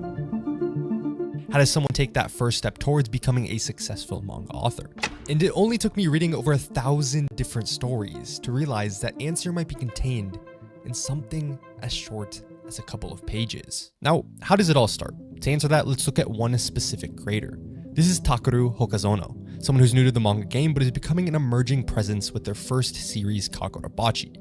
Yet, what were they doing prior to the first chapter to be put in a position with the opportunity to excel in the largest manga magazine in the world? Well, before ever gaining any recognition ever, authors must submit short stories called one-shots to editors in hopes of getting noticed. Hokazono did so by entering into one of the largest manga competitions, which resulted in them getting 2 of their short stories published. So okay, perfect. Hokazono has won a manga competition, they even got 2 of their short stories published, so obviously this means they're about to create their first masterpiece, right? Not quite. See, even after becoming a winner among thousands of different entrants, there's still more work that needs to be done, meaning more one-shots, more rough drafts, more learning and improving, until finally, opportunity meets preparation. In looking at this timeline of Takeru Hokazono's early career, there's one specific thing that has piqued my interest: one-shots. And if every author has them, if every author needs to write them for success, what are the best ones? Why don't we ever hear about them? And why should you, I, or anyone else really care about them? And I'll make sure that by the end of this, you have the greatest curated list of must-read one-shots. Alright, what is this, or this, or even this? And you might be confused because these are clearly some of the most prominent and popular stories available in manga. But they're not. At least not yet. See, the thing is, these one-shots that authors create can come in 2 varieties. The first is what Hokazono created, standard one-shots that are all uniquely independent from one another, where you get amazingly peak stories like this, all wrapped up into a clean 50 pages. Yet on the other hand, there are prototypes, very similar to the traditional one-shot, but maybe even a little bit better. See, they all start out the exact same, as completely new stories. However, this time an editor liked enough aspects of the original one-shot, and they want to work towards fleshing it out to turn it into a long-running series. Now you might think that these prototypes are nearly one-to-one copies of the series, but that couldn't be further from the truth. Now, before we eventually get into diving into the best one-shots and why everyone should read them, let's dissect 3 different prototypes to grasp what is needed for success, where we will look at one that I thought was amazing, a promising one, and one that I'm kind of stunned made the transition that it did, from a bad one-shot into one of the greatest stories of all time. And to do this, I'll score them out of 100. Based on the plots, characters, art quality, setting, but most importantly is the uniqueness of the story and my perceived future potential if I didn't know anything else about it. And to start it off, let's take a look at a little manga called Death Note. To begin, the story has a very similar setup to the series. Ryuk drops his Death Note in the human realm for a little bit of entertainment, but the person that picks it up, it's not light. We have a totally different protagonist who is only 13 years old, and upon stumbling across the notebook on the ground, this child assumes it's a regular old diary. So when they get to class the next day, they get notified that the dudes that bullied him the day before all perished. So he figures out about the powers of the Death Note, creating a frightening police investigation. So what does this boy do? Will he take on a similar philosophy to Light, or do something entirely different? See, this version of Death Note has tons of differences, the only commonality really being the Death Note itself. But that is what makes Death Note such a perfect story. Because if you throw the Death Note in hundreds of different people's hands, you'll have entirely new outcomes. And because of the future potential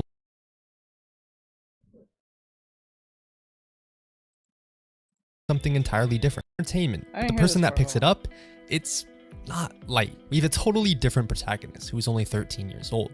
And upon stumbling across the notebook on the ground, this child assumes it's a regular old diary. So when they get to class the next day, they get notified that the dudes that bullied him the day before all perished. So he figures out about the powers of the Death Note, creating a frightening police investigation. So what does this boy do? Will he take on a similar philosophy to Light, or do something entirely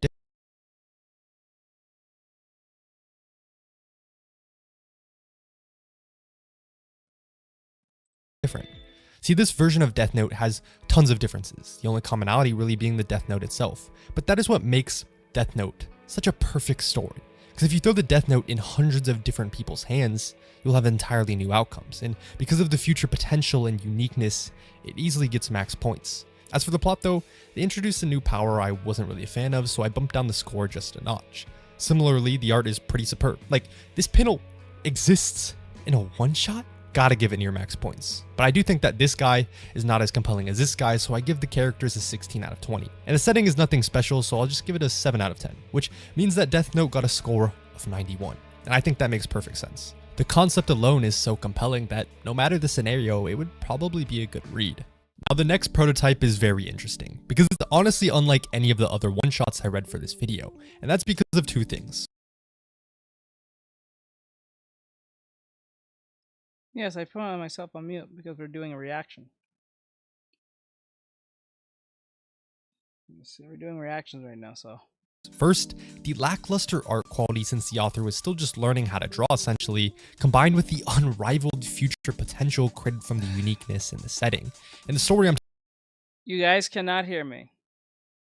talking about is Attack on Titan. At this point in Hajime Isayama's career, he said that he didn't even know how to hold a pen properly, and it kinda shows. But that doesn't stop this one shot from exploding with endless potential. It has a compelling world, character, plot, and is brimming with originality. From the Titans to the ODM gear, there's just no wonder that the art quality doesn't really matter. Even with there being differences in the characters, how the world is set up, and the plot just being about a simple Titan invasion, it still feels novel in a homogenous industry. Overall, I would give it a score totaling 81 points, which is heavily carried by the unique ideas and probably my bias for what the story actually becomes. This next prototype is bad. And I'm not trying to dog the series because I really like the long-running version. That said, the prototype chapter is so extremely different, and I'm honestly perplexed how they pulled off the changes it did. And I need to preface this because I'm talking about Naruto, a fucking beloved story. Now, the Naruto character in the one-shot is pretty similar. He's whimsical, childish, and goofy, but the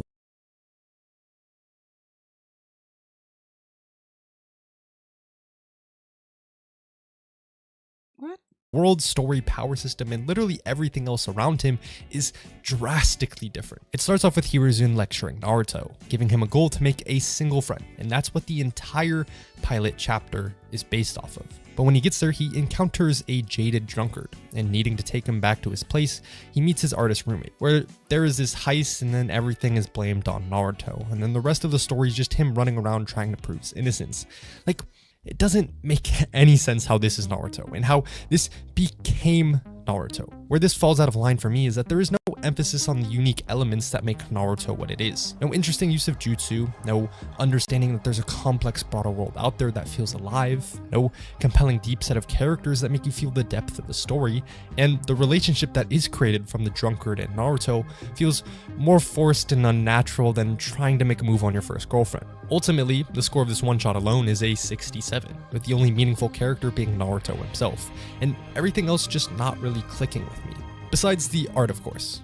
But what I think is interesting is that the aspect that prevails above all else in these prototypes is the uniqueness of the concepts, where everything else seems to be supporting that, as these characteristics are less meaningful for editors looking for a long-running series. Because someone can always change the characters or improve their artwork, but the originality from the initial idea is harder to come by. But this ideology only really applies to prototypes, which account for a fractional percent of all of the one-shots that exist. With the new harbinger of success is whether these 50 pages provide enough value to compare to long-running series. So let me highlight one-shots I think easily provide enough value, if not more than a large sector of long-running manga. And later I'll give you a list of my top 30 one-shots. And to start off, let me show you my favorite one-shot from Takeru Gozono, since I've mentioned them so much. And it's a 15-page story called Knitting by the Window, with a plot twist that would make you think that this manga is set in Florida. Uta is a punching bag, totally isolated from everyone around him, until one day, an act of kindness shines a slim glimmer of hope. And these awkward interactions provided Uta with all the courage he needed, where he goes on to give a gift to the one that's helped him through so much. A special gift that, if enough wishes are channeled into it, will grant the wish when the time is right and it snaps. Oh my, oh my, oh my. Is it like that? And Oda, really, what's up with you? You fucking trash!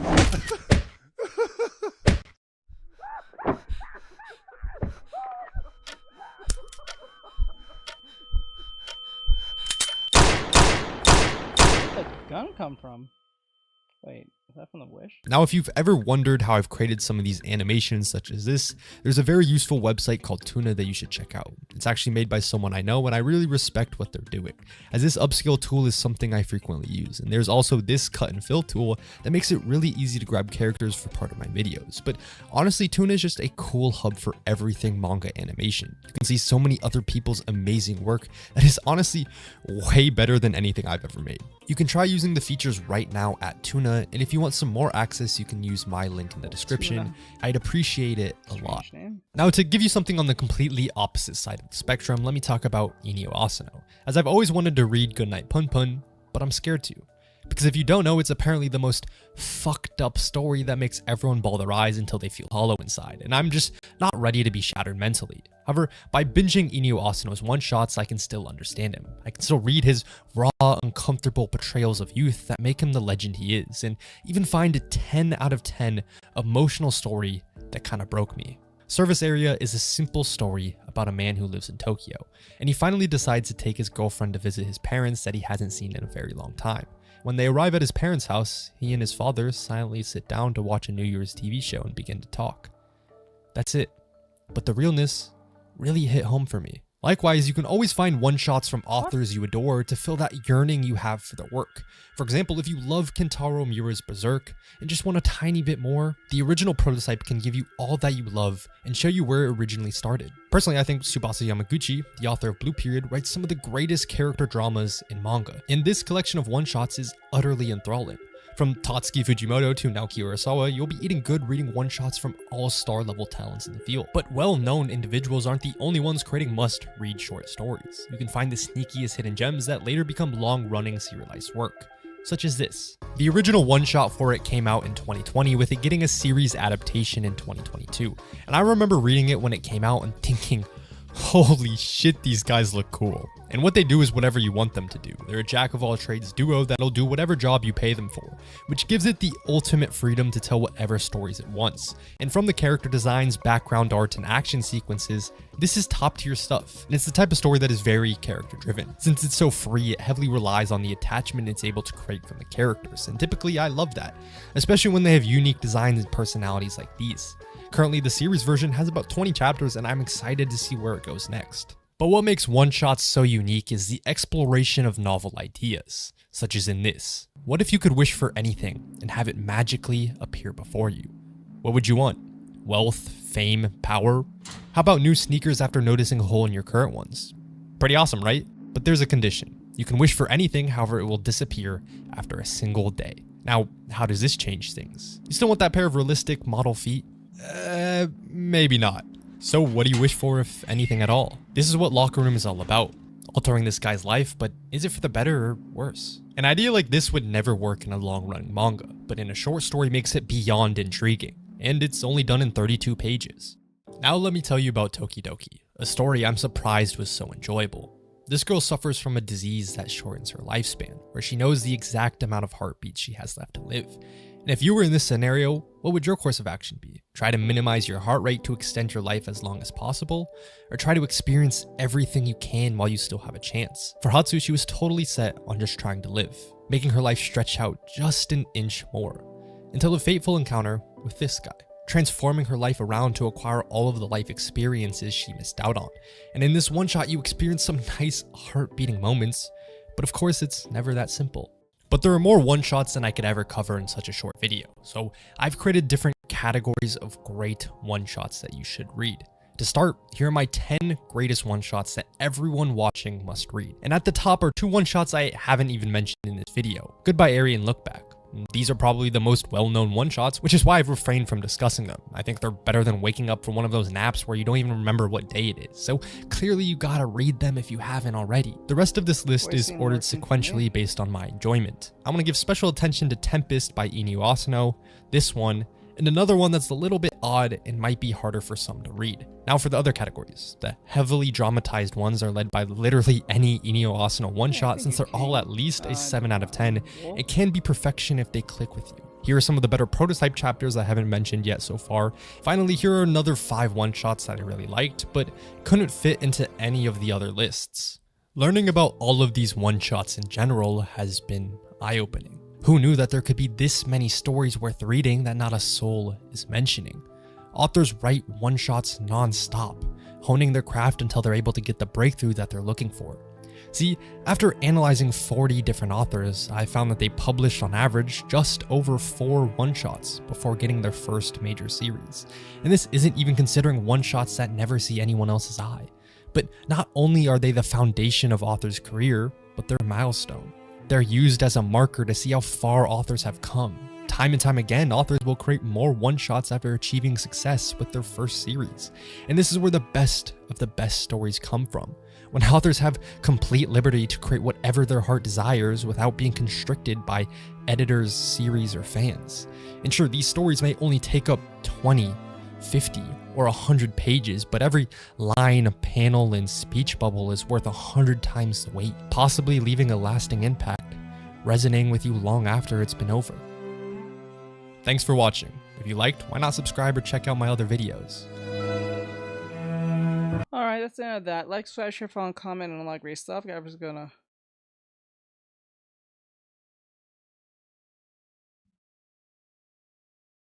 like, subscribe, and follow, and all that great stuff. I hope to see you guys in the next one. Thank you for coming in. I do appreciate it. I'm gonna end it from here. Still don't think I did a good job on this. May have to abandon this one too and do a whole new one. We'll eventually figure it out. So with that said, have a great night, guys, and I'll see you guys in the next one. These videos will be coming out soon, so look out for them. They'll have a thumbnail and everything. So, there, guys. Have a great night. Bye-bye.